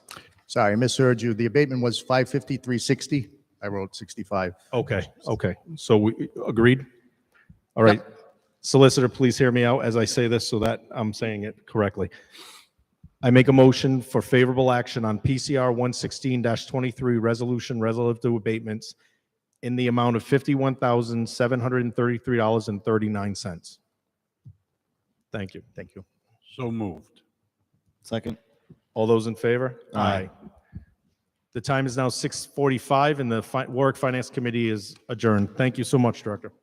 Thank you, Mr. Chairman. The next committee to meet is the Ordinance Committee, and that can take place at this time.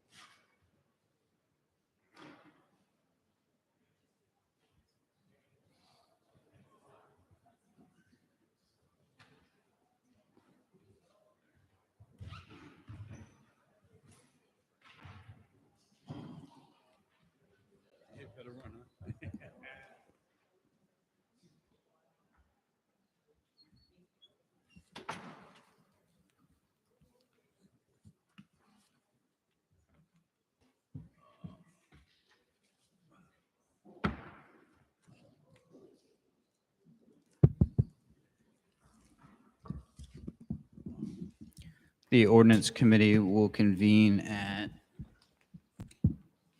6:47 PM. First thing we have is acceptance of the minutes from the committee meeting held on October 16th, 2023. Do we have a motion?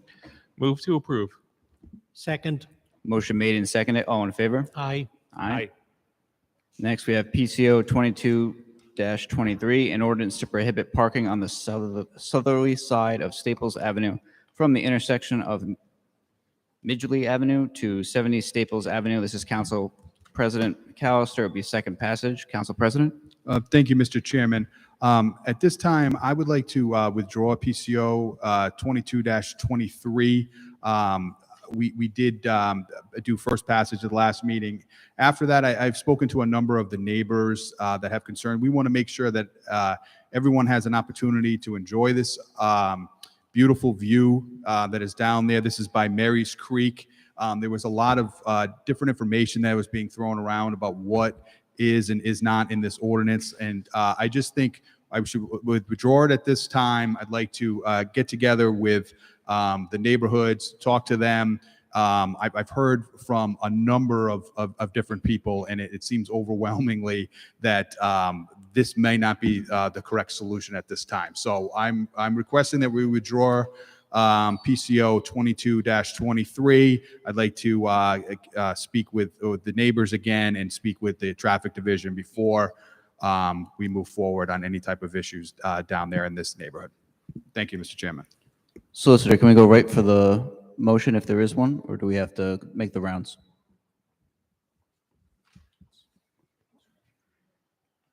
Rounds? Oh, all right. Well, in that case, I move to withdraw per the request of the sponsor. Second. Motion made and seconded. All in favor? Aye. Aye.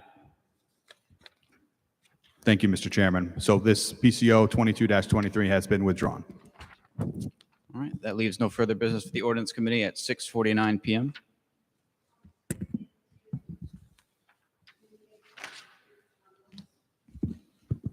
So there's no longer anything to speak on because it's been withdrawn. It no longer exists. So, Council President. So per procedure, we have now withdrawn this, so there's no vote that's going to be taken. There's nothing we can't discuss things that are no longer on the agenda, as we have, the recommendation is to withdraw this. So there'll be no movement on PCO 22-23. If another ordinance would to come back, it would then be open for a public hearing and stuff like that. So, thank you. If you do have an opinion on it, I recommend reaching out to the councilman in question, in this case, Council President.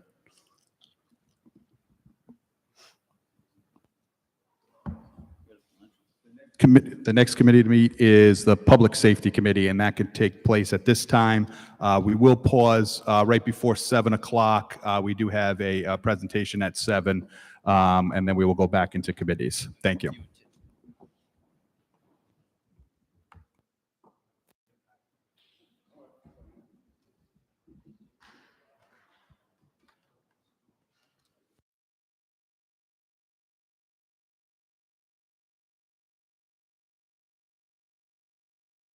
Safety Committee is coming to order at 6:51. First order of business is the acceptance of minutes from the committee meeting held on October 16th. Do we have a motion? Move to approve. Second. All in favor? Aye. First item, PCS 117-23, resolution relative to claims.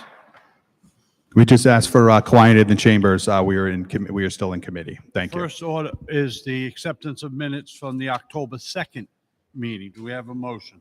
Move to approve. Second. All in favor? Aye. All right, the first item is PCR 117-23, claim from Scott Bellino. I read over the information. It was not filed in a timely manner. That was the reason for denial. In the past, because of COVID, we had been extending it. I think COVID is well beyond us now, and that exception is no longer acceptable. I will be looking for a motion to agree with the recommendation, but are there any comments from the committee first? Councilman Ricks. I see that the chair is correct that this does not seem to have been filed with the proper department within 7 days. But I do see that it was reported to the police department within 7 days. The incident happening on July 16th, and then there being a a call and a police report dated July 23rd. So I think that it may be appropriate for us to consider it on its merits, since even though it didn't go directly through the proper channels, the city was at least put on notice within the 7 days.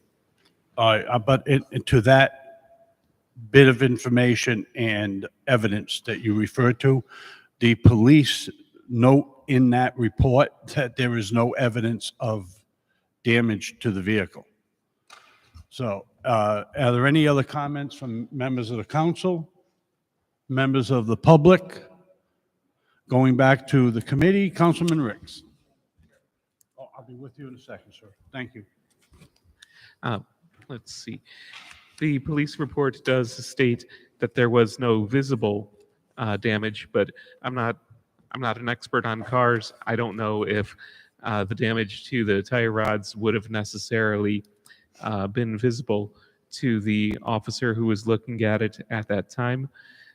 I do see that the invoice that was presented by the claimant, it's dated July 25th. It's unclear to me just from that invoice whether the work was done on July 25th, before or after, but that would also be a possibility. I think that although I hate to just further investigate claims unless there's a good reason to, I think that there may be a good reason to reach out, try to get some more clarifying information on this one. And Councilman Lattiser, you had your hand raised. Yes, thank you, Mr. Chairman. So, Councilman Ricks brings up the point that they notified the police department. But correct me if I'm wrong, isn't the notice supposed to be given to the Department of Public Works? So, assuming I'm accurate with that, I don't see what the defense is, or creating a defense that supersedes what the director said or what the director's position was. It's late. Done. Thank you, sir. Thank you, Chairman. Councilman Sinapi.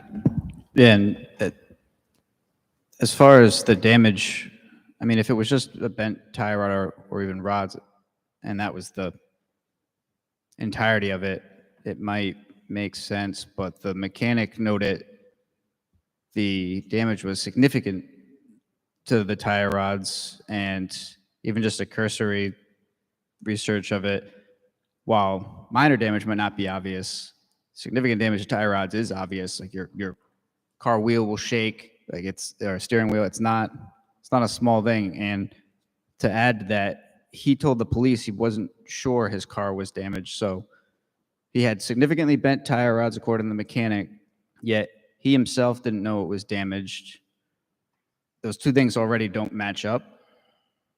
And because of the coupled with the delay, it's like I want to give people the benefit of the doubt, but at a certain point, you can only do so much for them. And I'm willing to bet the police probably told him to submit his claim too, or her claim, in a timely fashion, and that wasn't done either. So there's just too many things that went wrong here. Thank you. Any other comments from the public? Any comments from the public? Councilman Ricks, last time, please. So I'm certainly not saying that we should necessarily approve this claim. I do want to, for the sake of consistency, because if not for some of these other factors, I would not consider the timing of this to be dispositive here. But it also does seem to me that since this is relating to a claim for both tire rods, and because the nature of the pothole, the photos that were provided, it seems to me that I'm not sure how this pothole would have been hit in a manner that both tire rods would have been damaged from a single incident like that. It seems that this could well be a wear and tear issue, but yeah, with the police report, uh, I'm always, I always prefer that we actually have the live testimony instead of just going by what someone wrote down in a report as to what someone else said. It's it's a classic hearsay issue, so that's why I would tend to prefer for this matter to be held, for the person to be given notice that they can come. I do understand that if we reject the claim, then they do have an opportunity to also write to us, reach out. But I think that I would prefer to hear from this particular person. So that's my reasoning. I'm not saying that I'm leaning towards necessarily granting this, but I would prefer to go through that alternative process. Thanks. Thank you. As the chair, I'm making a motion to rule in favor of the recommendation, which is to deny. Do I have a second? Second. All in favor? Aye. Nay. Opposed? Just as a point of information, don't forget that the practice is that if we're going to deny, we are actually supposed to hold it just so we can notify the person, hey, we're going to deny you unless you show up and speak your piece. My point to that, and solicitor, correct me, we've had this conversation numerous times. That is not a policy. That That is is- something we have done. I understand. And we've done that for a number of reasons. Part of it was COVID, whatever. This person, if it's denied, they have a right to come in front of us and ask. They are notified that it is denied, if I understand the process, and they can appear in front of us at the next meeting. All right, yeah, that makes sense to me then. One way or another, they get to speak their piece. Yes, sir. Councilman Lattiser. Thank you, Mr. Chairman. So if I understand it correctly, the committee is making a motion to deny, not because the individual isn't here, but because of the recommendation of the department. Correct. Thank you. Yes, it is solely based on the denial from the department and their reasoning for it. And what I saw as evidence, the paperwork backs that up. That is why I made the motion. It's been seconded and passed. Next item is PCI. Mr. Chairman? I'm sorry. Where are That's right here. I request that we pause. The Public Safety Committee is now 7:01. I'd like to start the full council meeting. We have some guests, and then we'll go right back into committees as we do have another committee after this as well. Thank you very much. The committee is paused at 7:01. Thank you.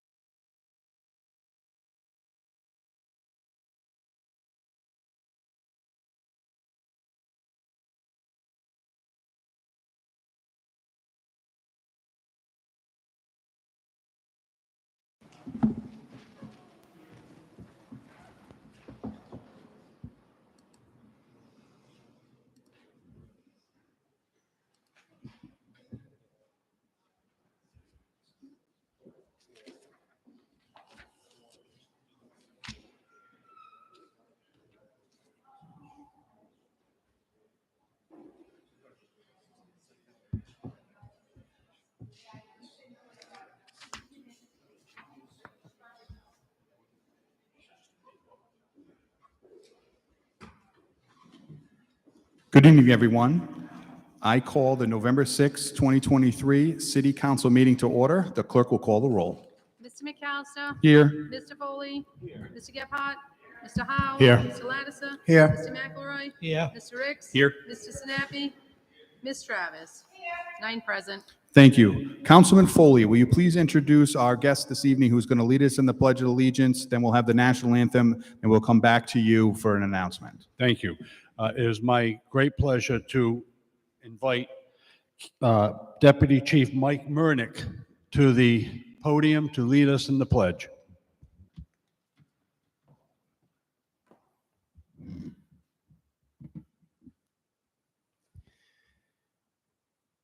I pledge allegiance to the flag of the United States of America and to the republic for which it stands, one nation, under God, indivisible, with liberty and justice for all. Oh, say, can you see by the dawn's early light what so proudly we hailed at the twilight's last gleaming, whose bright shines and bright stars through the perilous fight o'er the ramparts we watched were so gallantly streaming, and the rocket's red glare fell on bursting in air, gave proof through the night that our flag was still there. Oh, say does that star-spangled banner yet wave o'er the land of the free and the home of the brave?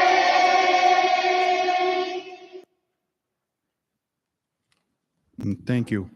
Thank you. And Councilman Foley, will you please present why we've invited the chief to lead us this evening in the Pledge of Allegiance? Thank you.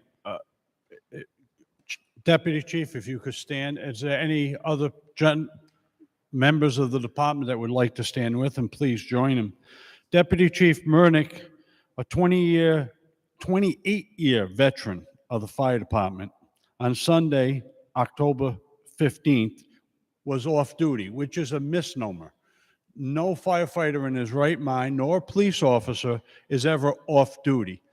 If something is happening, they are quick to respond. And on this date, Deputy Chief quickly responded. He jumped into action when there was a house engulfed in flames on Goddard Street in Providence. Intense fire and smoke. Without hesitation, Deputy Chief pulled over his car, gave his wife his hot wieners, and said, "I'll be right back." It wasn't as quick as he thought. But thanks to his heroic efforts, he went up 2 flights of stairs with 2 police officers, found a mother and 2 children, passed the children off to the officers, and helped save all 3.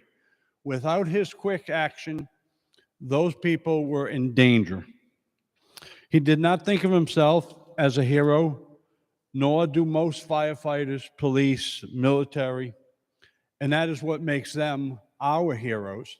I want to thank Deputy Chief. I just have to go off script a little bit. I had the great pleasure of meeting Deputy Chief Murnick, about 4 weeks ago, for the first time, when we unveiled our new ladder truck. I had never spoken to the Deputy Chief, but we spoke for a few moments. I was impressed with his professionalism, his character, his determination. It was an enjoyable conversation. And here we are 3 weeks later, and he's in front of us. I want to thank you for your service to our department. But more importantly, I want to thank you for honoring yourself, your family, the Warwick Fire Department, and the city of Warwick, because what you did shines a great light on all of us. Thank you. Thank you very much, sir.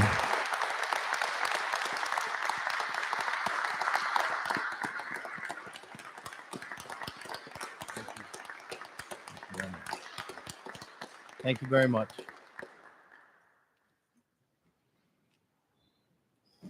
Thank you very much, Chief, and thank you to the whole fire department. You make us proud every day. Thank you. Thank you.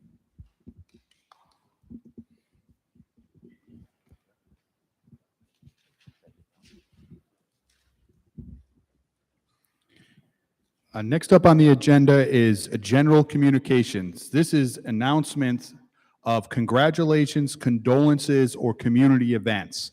I have one announcement this evening. At the December 4th City Council meeting at 7 p.m. after roll call, salute to the flag and the national anthem, we are going to have a State of Our Schools address from the superintendent and her team. They are going to come to the council, give us an update on the school year. They're going to talk about different programs, different students, different teachers, sports teams, whatever they would like to discuss. They're going to give us, like I said, a state of the school's address. I believe it's important that we hear from the school department, and not just during budget time or bond requests. So it will be great to hear from them when there isn't a budget request in the same meeting. So we look forward to hearing from the superintendent and her team. That will be at the December 4th Warwick City Council meeting. Are there any members of the council that have anything under general communications, announcements of congratulations, condolences, or community events? Councilman Ricks. Thank you, Council President. 3 events, all at the Norwood Boys and Girls Club. First one is going to be November 8th at 7 o'clock. Mayor Picozzi and myself will be presenting an update to the neighbors as part of the Norwood Neighborhood Association meeting on that evening. The next 2 events are meetings that I am organizing as community meetings for the neighborhoods. So same location, Norwood Boys and Girls Club, 7 o'clock on November 29th. I'm having a community meeting for the Norwood neighborhood to discuss and have a survey on the spending of Ward 2 ARPA funds. Similarly, on the evening of December 13th, and I'm locking down the particular time, a couple of meetings for the Lakewood and Pilgrim neighborhoods, same location. That would be on December 13th to discuss ARPA funds as to those neighborhoods, discussion and a survey of the constituents in those areas. Thank you. Thank you, Councilman. Councilwoman Travis. Yes, thank you. On November 18th, which is a Saturday at the Pilgrim Senior Center in Warwick, the volunteers of Warwick Schools are going to have their chopstick auction. The chopstick's $20, and you'll be entered in all the raffles. One of the sticks goes in the bucket, and you have the opportunity to win. If you win, it goes back in, so you have multiple chances of winning. Anyone interested in chopsticks, you can see me. But that is going to be at the Pilgrim Senior Center, and that volunteers of Warwick Schools that are in all 9 wards and in all the schools. So maybe it's a good way to support them. Thank you. Thank you, Councilwoman. Any other announcements of congratulations, condolences, community events? Councilman Gephardt. I would just ask for a brief moment of silence on November 2nd. Daniel Beardsley, who was a veteran, a resident of Cranston, but represented the interest of cities and towns of Rhode Island like Warwick as the director of the League of Cities and Towns, recently passed on the 2nd. So moment of silence, please. Thank you, Councilman. We will have a moment of silence.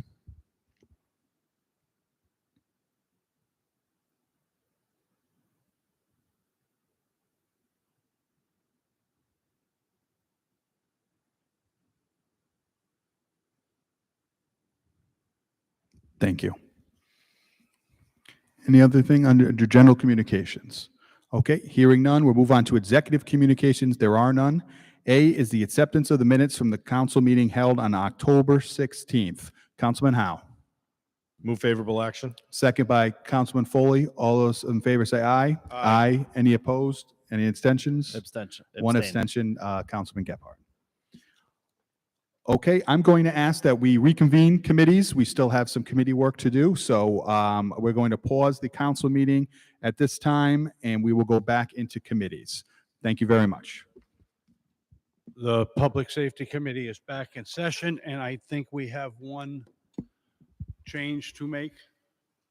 We're waiting for our third member. His mic died. Council Solicitor, can you walk me through what you recommended I do?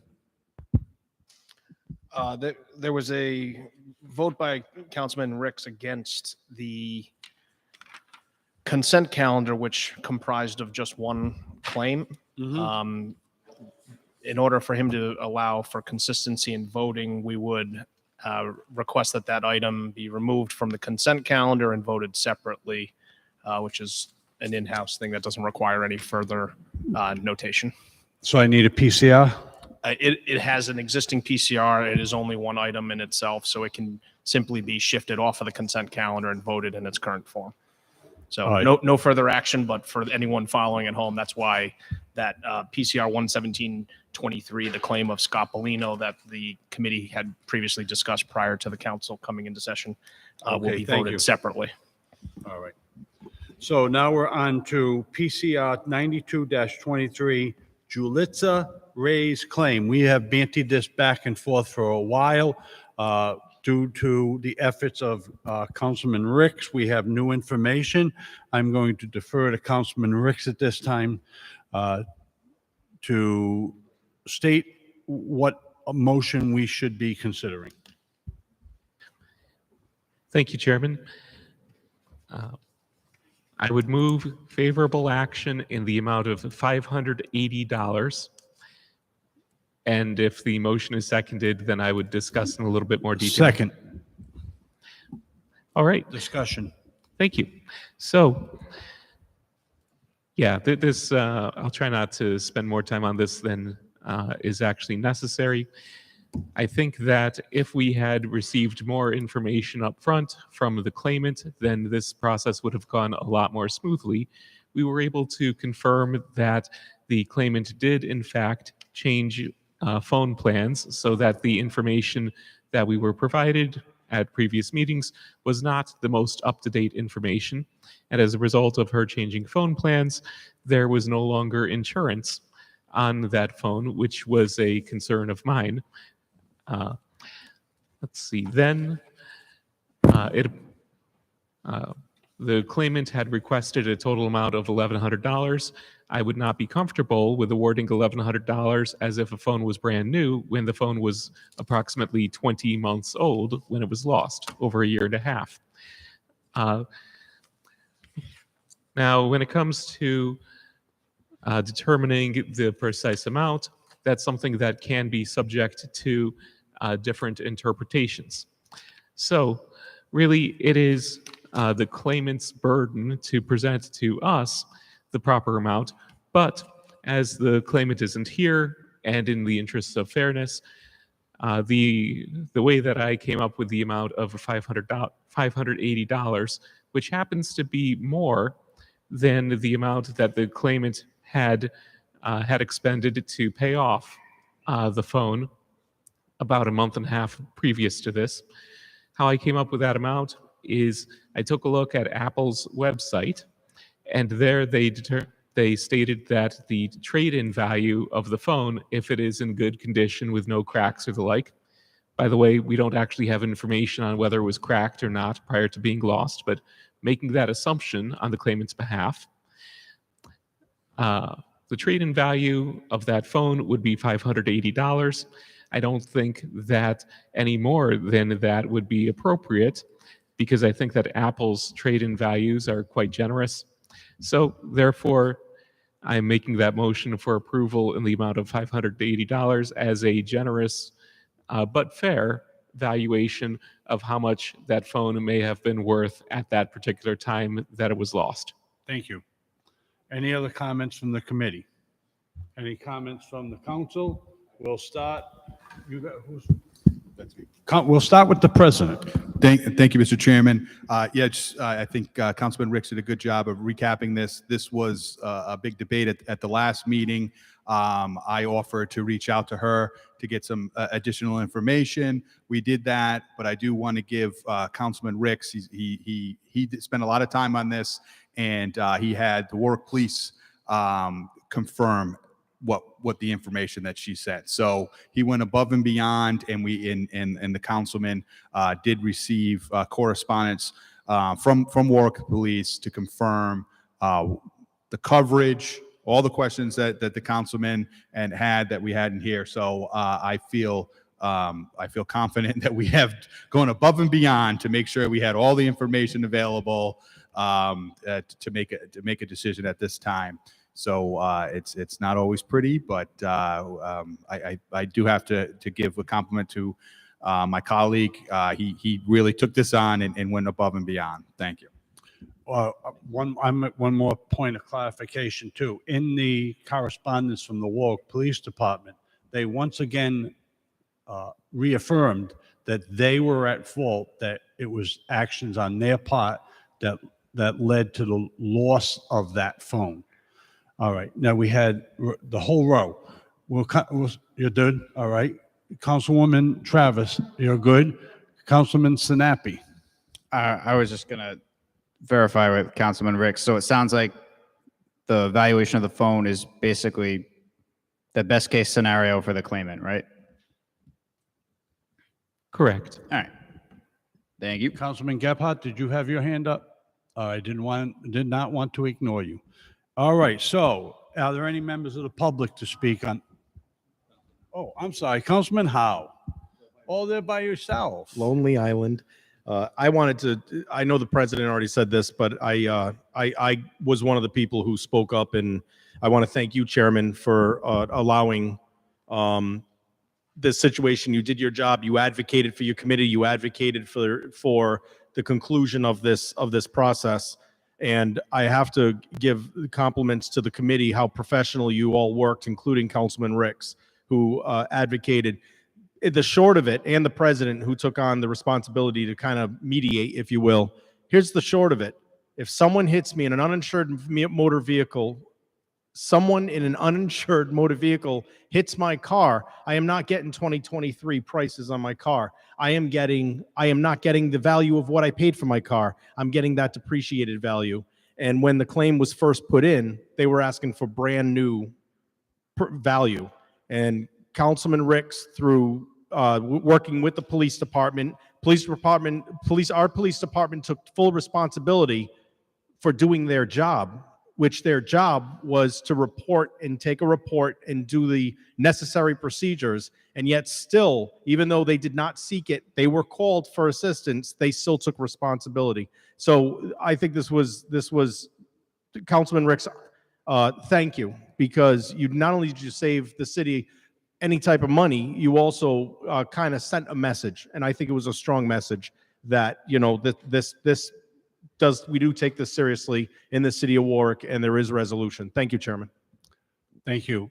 Any other comments from the public? Hearing none, we have a motion and a second to approve this claim in the amount of $580. All in favor? Aye. Aye. The council adjourned, the committee adjourns at 7:25. The next committee to meet is Public Properties, and that can begin at this time as well. Yeah, you should be here. Why am I?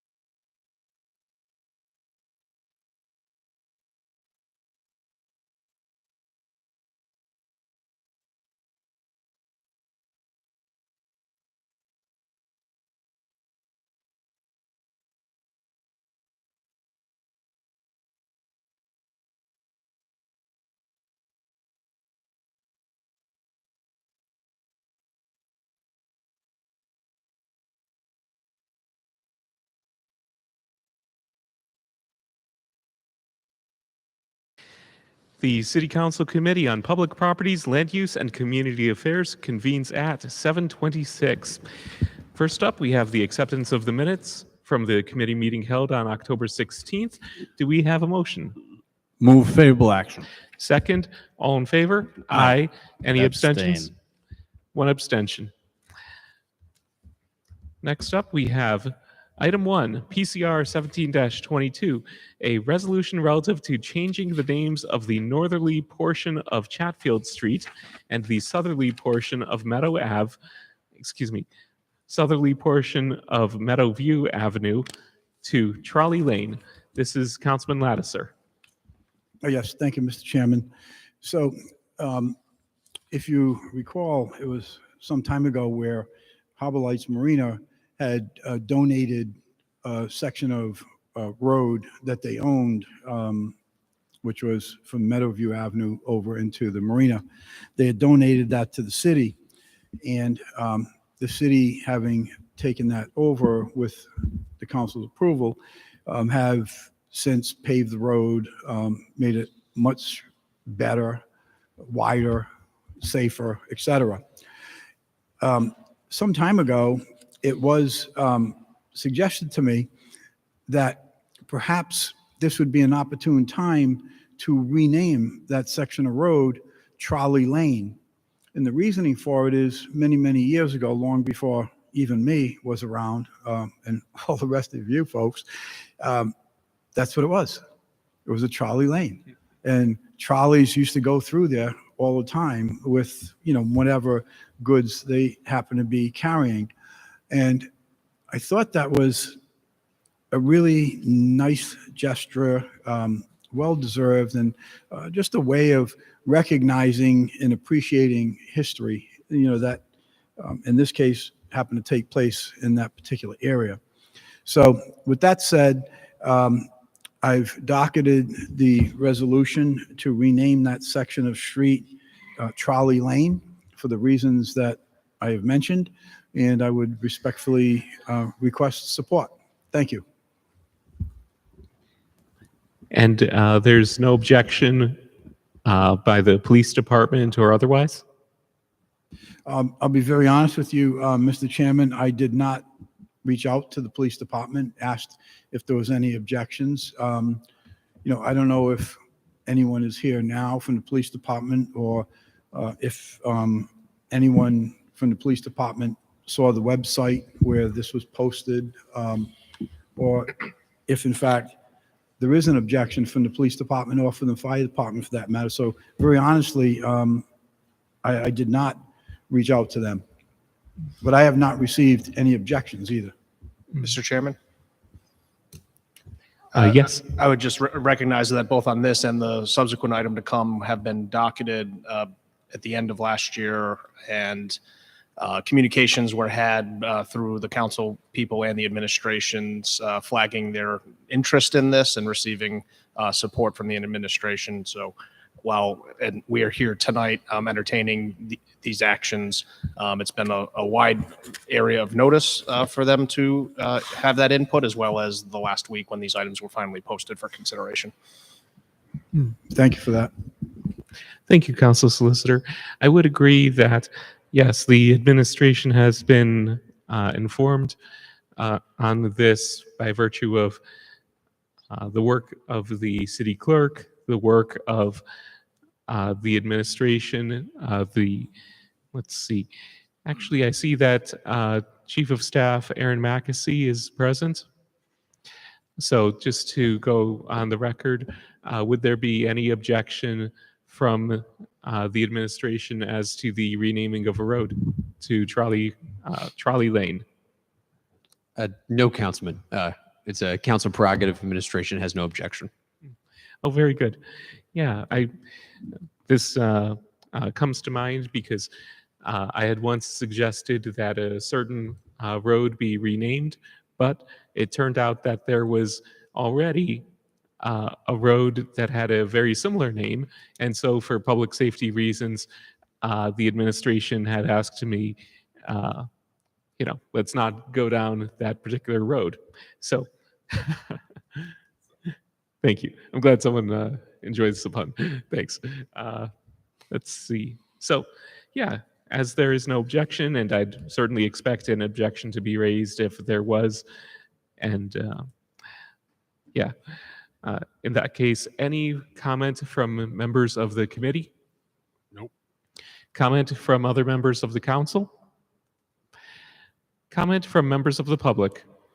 Richard Langseth, Budlong Farm. I certainly think this is a great idea, Ed, and I'm not opposing it. I'm very much in favor of it. However, there are some process problems here, some big process problems.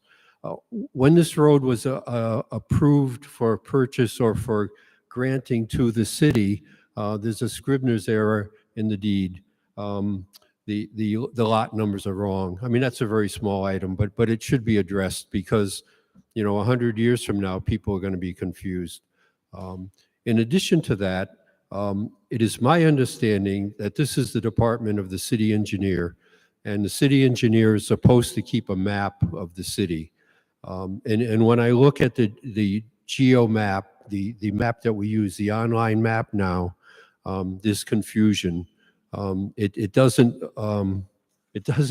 match the ordinance, which is okay. I just want to bring to everybody's attention that we need to be more formal about this kind of thing, especially where the streets approach the shore, as this one clearly does. Next Tuesday night, we're having a Harbor Commission meeting, and we're going to discuss streets to the shore, and we want to make absolutely sure that we know which streets are which. And there is some confusion here. For instance, it says it's Clifton Avenue that meets Meadowview, not I don't have my glasses on, not Charlesville. And I think you can move ahead with this tonight. I mean, I don't have any problem with, passing it and changing the name, but I think we need to be far more careful with the city map.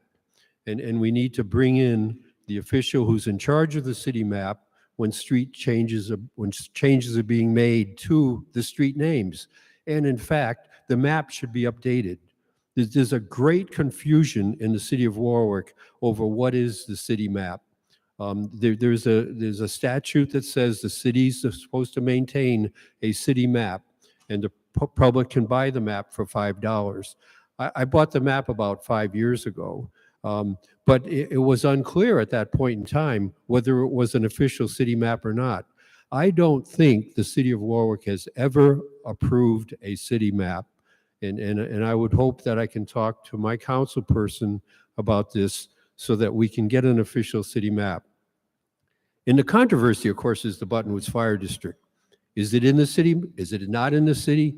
We're going through all this through a ordinance that I proposed. Yep, thank you, Mr. Lanford. You're getting off topic now. Thank you. Well, it's still on topic, I believe. If we're going to change a street name, we need to change the city map. And in order to change the city map, we need to have a city map. So I would suggest that I talk to my council person and perhaps get a city map going. Thank you very much.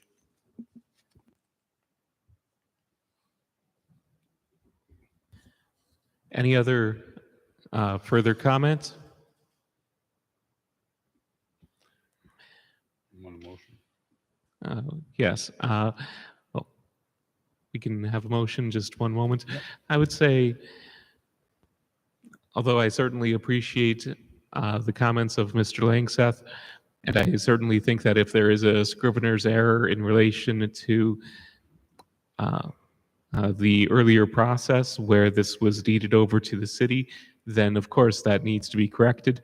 But that's not necessarily a prerequisite or going to have any effect on the actions that we take tonight. It's not going to make anything easier or more difficult. It's a separate process. So with that said, do we have a motion? Move favorable action. Second. All in favor? Aye. Second and last up on the agenda, and this one is Councilman Snappy, PCR 103-22, a resolution relative to changing the name of Kettle Street to George Sears Green Way. Yeah, so this request came in years and years ago when we were doing the George Sears Cemetery, the upgrades to it, and went through the police. Everyone's on board for it. This doesn't affect any actual addresses. The FOP isn't located on this for the purposes of an address.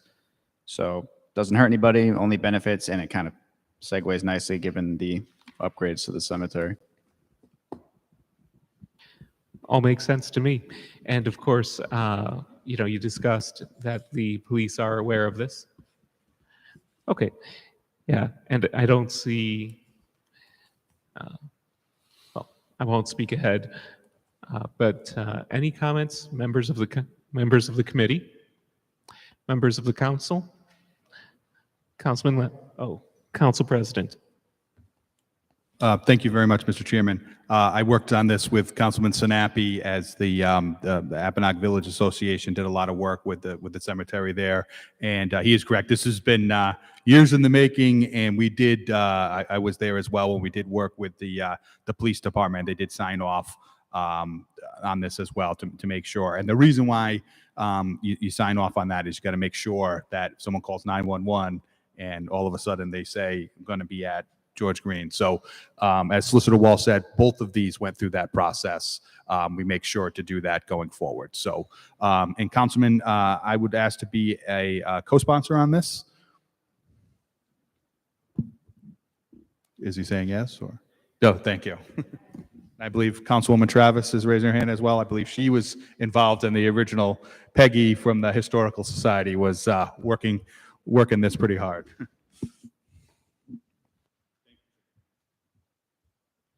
Thank you, and I've seen that road. It's wonderful, all of the work that was done over at that historical cemetery, and I think that there's not only no downside for all of the reasons stated, but this is a positive change because it also just helps to more easily identify this for members of the public. Any further comment, members of the council? Any comments, members of the public? Hearing none, do we have a motion? Move favorable action. Second. All in favor? Aye. The committee adjourns at 7:39 p.m.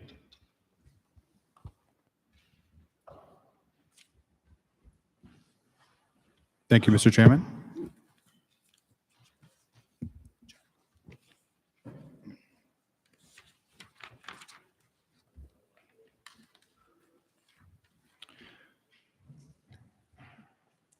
Good evening again, everyone. We are back in the full council meeting.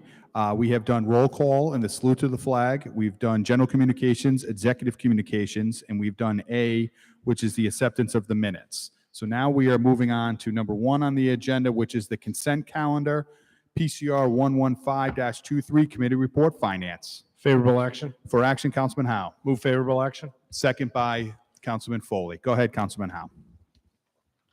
Thank you, Mr. President.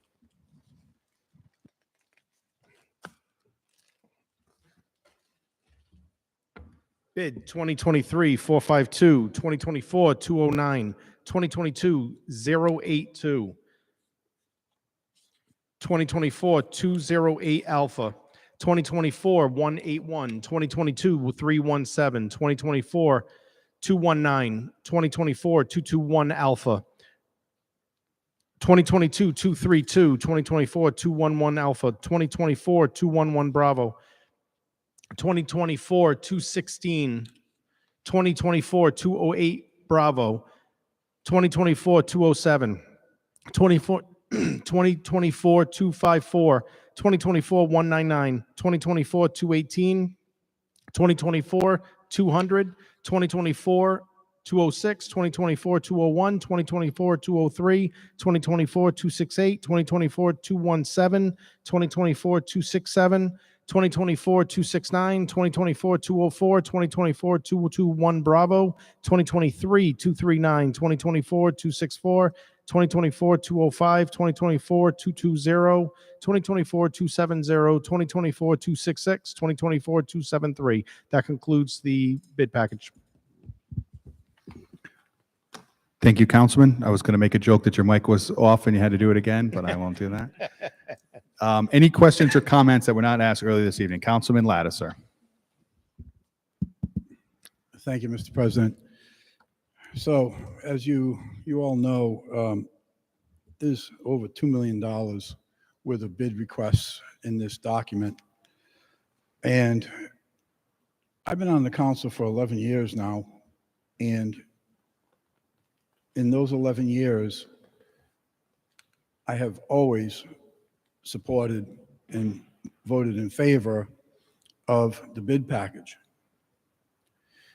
Well, I feel, as you heard me say extensively this evening and the prior meeting, I believe this new process is flawed. I don't believe that it is fair in terms of making it more difficult for not only an elected official to get the information that's necessary to make an informed and responsible financial decision, it also makes it cumbersome for the citizens of this city. There are people who live in the city of Warwick who do not have a computer for whatever reason, are not particularly computer astute, and I happen to be one. You know, right along, I have always requested the hard copies of items because I like to spread it out across the table, and I like to dissect into each and every single bid, whether it be a $2,000 bid or a $2 million bid. I don't like the process to become more complicated and to slow things down, whether it's intentional or unintentional. This new process that requires an elected official to first go through as many as 35 items that have no backup included in this at all, then require me to, or anyone else for that matter, to have to reach out to all of the department heads for information that should already be provided. This shouldn't be, a search and discovery mission. It shouldn't be that difficult to do that. And I think it is absolutely problematic when the information that we should have readily available to us without having to go on the websites and do whatever some of my colleagues think is a very simple procedure. I don't think it's a very simple procedure for everyone. So this evening, I want to be voting no on this bid package. First time in 11 years that I vote no, and for all those reasons. I think the process is wrong. I think it's making it far too complicated, time-consuming, and difficult to get answers that should already be here. Thank you, Mr. President. Thank you. Any other questions or comments? Solicitor Walsh. Councilman Lattiser, just for clarification, we can vote the bid package separate if you would like to request that, so you don't have to cast the same vote on abatement. Similar request was made by Councilman Ricks regarding the claims. Would you? Fine, a good would you point. like that Thank voted you. separately? Thank you. Okay. Councilman Howe. Mr. President, I just don't want to belittle, but I want to do some clarification. I hear what the councilman said. What this has done is it's eliminated a lot of paperwork, and I understand what the councilman said. For clarification, I did email to my council members the link to the bids. I believe it was mentioned earlier by the purchasing director that if a council person would like to get that information that the councilman requested, she said a simple phone call and they'll be happy to print it up. So therefore, we're not printing up 9 while other of us may use the computer and we're a little bit more computer literate 21st century. Those people who don't want to learn it or don't understand it at the time, they'll be happy to print it. So I think that's just, it's a learning curve, and I would ask the councilman to, consider the fact that you have three capable members of the Finance Committee whose job is to dissect into this. And I think for the last 3 years, this committee has done that and done an exceptional job, and was a great part of this team moving the city forward. And I would ask the councilman to reconsider, but I certainly can respect his decision. Thank you, Mr. President. Thank you. I believe everyone has been able to speak on this multiple times. This is we're going to pull it out separate at this time. So there's no more consent calendar. So all we're discussing at this time is PCR 1115-23, the resolution relative to bids. So I believe we've heard from everyone on this. So the clerk will call the roll for favorable action. It's been moved in second. This is just on PCR 115-23, a resolution relative to bids. We are no longer on a consent calendar. Each thing will be voted individually. The clerk will call the roll for favorable action. Mr. McAllister? Yes. Mr. Foley? Yes. Mr. Gephardt? Yes. Mr. Howe? Yes. Mr. Lattiser? No. Mr. McElroy? Yes. Mr. Ricks? Yes. Mr. Sinapi? Ms. Travis? Yes. 8 yes, 1 no. Thank you. So PCR 115-23 passes. Now we're on number 2, which is PCR 116-23. This is a resolution relative to abatements. Committee report finance. Favorable action with For favorable action, Councilman Howe. Favorable action. Favorable action for action, Councilman Howe. Move favorable action. Second by Councilman Foley. And can you read the new number, please? Yes, sir. PCR 116-23, the amount is $51,733.39, Mr. President. Okay, so we've removed one thing, which we will do later on here. So right now, again, we are just discussing PCR 1116-23, resolution relative to abatements with the new number of $51,733.39. Any questions or comments on that? Okay, hearing none, the clerk will call a roll on PCR 116-23 for favorable action. Mr. McAllister? Yes. Mr. Foley? Yes. Mr. Gephardt? Yes. Mr. Howe? Yes. Mr. Lattiser? Yes. Mr. McElroy? Yes. Mr. Ricks? Yes. Mr. Sinapi? Ms. Travis? Yes. 9 yes. Thank you. PCR 116-23 passes. Now we are moving to PCR 1117-23.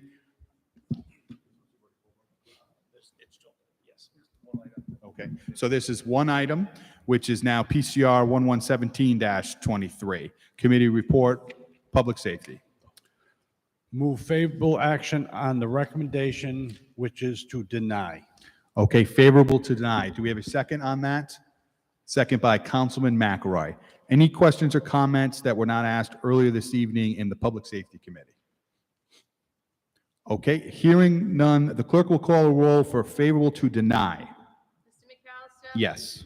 Mr. Foley? Yes. Mr. Gephardt? Yes. Mr. Howe? Yes. Mr. Lattiser? Yes. Mr. McElroy? Yes. Mr. Ricks? No. Mr. Sinapi? Ms. Travis? Yes. 8 yes, 1 no. Claim is denied. Claim is denied. Thank you. The next item that we are going to be discussing is an item that was removed from the bid package. Bid 2024-202 is now PCR 118-23, Committee Report Finance. Move favorable action as amended. Nope. For action, Councilman Howe. Favorable action with an amendment. Okay, second by Councilman Foley. Go ahead and read the amendment, sir. The amendment was to correct the date on to November 27th, 2025, making it a 2-year bid. Okay, so they're amending the date from 11/27/24 to 11/27/25. Correct. Any questions or comments on this that was not asked earlier this evening in the Finance Committee? Okay, hearing none, the clerk will call the roll for favorable action on the amendment. Mr. McAllister? Yes. Mr. Foley? Yes. Mr. Gephardt? Yes. Mr. Howe? Yes. Mr. Lattiser? Yes. Mr. McElroy? Yes. Mr. Ricks? Yes. Mr. Sinapi? Ms. Travis? Yes. 9 yes to amend. Thank you. Councilman Howe, would you like to move that favorable as amended? Yes, sir. Move PCR 118-23 favorable as amended. Second by Councilman Foley. Any questions or comments? Councilman Lattiser. Thank you, Mr. President. So I'll be voting no on this as well. It initially was part of the bid package, and the reason I'm voting no, I've already stated in the beginning. Thank you. Thank you. Any other questions or comments? Hearing none, the clerk will call the roll for favorable action as amended. Mr. McAllister? Yes. Mr. Foley? Yes. Mr. Gephardt? Yes. Mr. Howe? Yes. Mr. Lattiser? No. Mr. McElroy? Yes. Mr. Ricks? Yes. Mr. Sinapi? Ms. Travis? Yes. 8 yes, 1 no, motion passes. Thank you. Motion passes. The next one here is an abatement that was pulled. Abatement number 172615. Committee report, Finance. Favorable action. For action, Councilman Howe.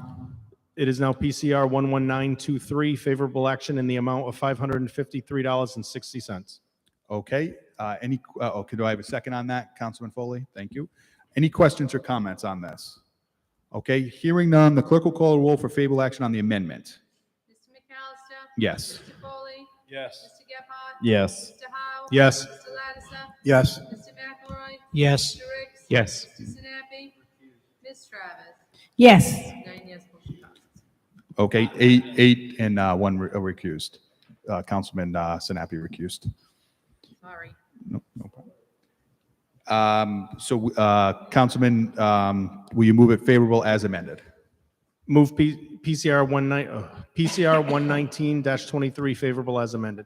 A second by Councilman Foley. Any questions or comments? Hearing none, the clerk will call a roll for favorable action as amended. Mr. McAllister? Yes. Mr. Foley? Yes. Mr. Gephardt? Yes. Mr. Howe? Yes. Mr. Lattiser? Yes. Mr. McElroy?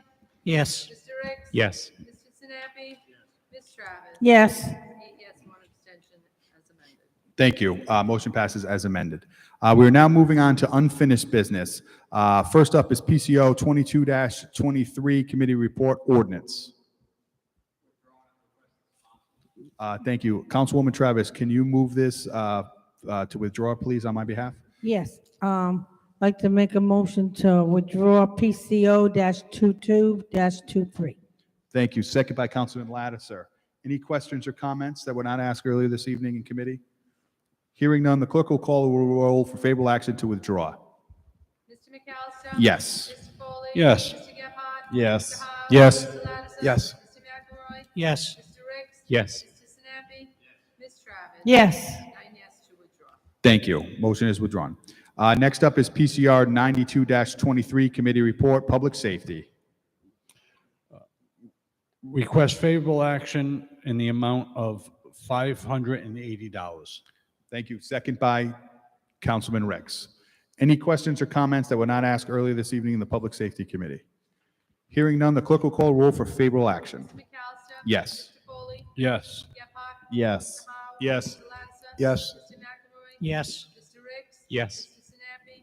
Ms. Travis? Yes. 9 yes, motion passes. Thank you. Motion passes. We're now moving to new business. First up is PCR 17-22 Committee Report, Public Properties. Recommend favorable action. For action, Councilman Lattiser. Thank you, Mr. President. I move favorable action on PCR 17-22. Seconded by Councilwoman Travis. Any questions or comments that were not asked earlier this evening in the Public Properties Committee?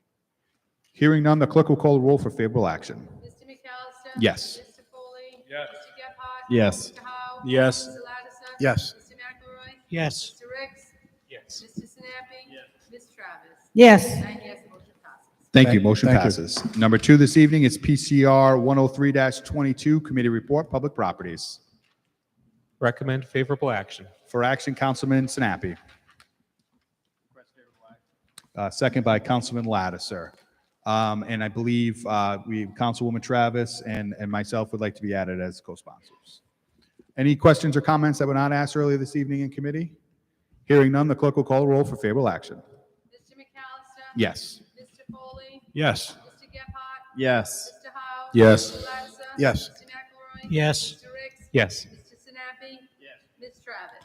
Yes. 9 yes, motion passes. Motion passes. Thank you. We're now moving to referral and advertising. So we're going to have 3 public hearings at the next council meeting. First up is PCO 21-22, an ordinance amending the zoning ordinance of the city of Warwick to implement the comprehensive plan by changing the zoning of certain residential properties to open space, city of Warwick. This is council president on behalf of Mayor Picozzi. The next one is PCO 23-23, an ordinance amending the zoning ordinance of the city of Warwick for Glenn Taylor and Mary Taylor petitioners for plat 365 lot 16649 Arnold's Neck Drive. This is Council President McAllister. PCO 24-23, an ordinance amending Appendix A of the zoning ordinance of the city of Warwick to conform with the procedurals and substantive changes in the state land use laws, modified land use and districts, and delete superfluous sections codified in the state building code. City of Warwick is the petitioner, council president on behalf of Mayor Picozzi. Ward 1, anything to docket under unanimous consent? Ward 2? Pass. Ward 3? Pass. Ward 4? Pass. Ward 5? Pass. Ward 6? Ward 7 passes. Ward 8? Ward 9? Pass. Councilwoman Travis. If there be no further business of this honorable body, I move to a docket session. All those in favor to move in the docket session, say aye. Aye. Anyone opposed? We are now in the docket session. Ward 1, anything to docket at this time? Pass. Ward 2? Ward 3? Pass. Ward 4? Pass. Ward 5? Yes, Mr. President, I have one, be a resolution, and the title is Installation of a Sidewalk on the North Side of Rocky Point Avenue, extending from Warwick Neck Avenue to Palmer Avenue. And I do have a traffic study recommending this.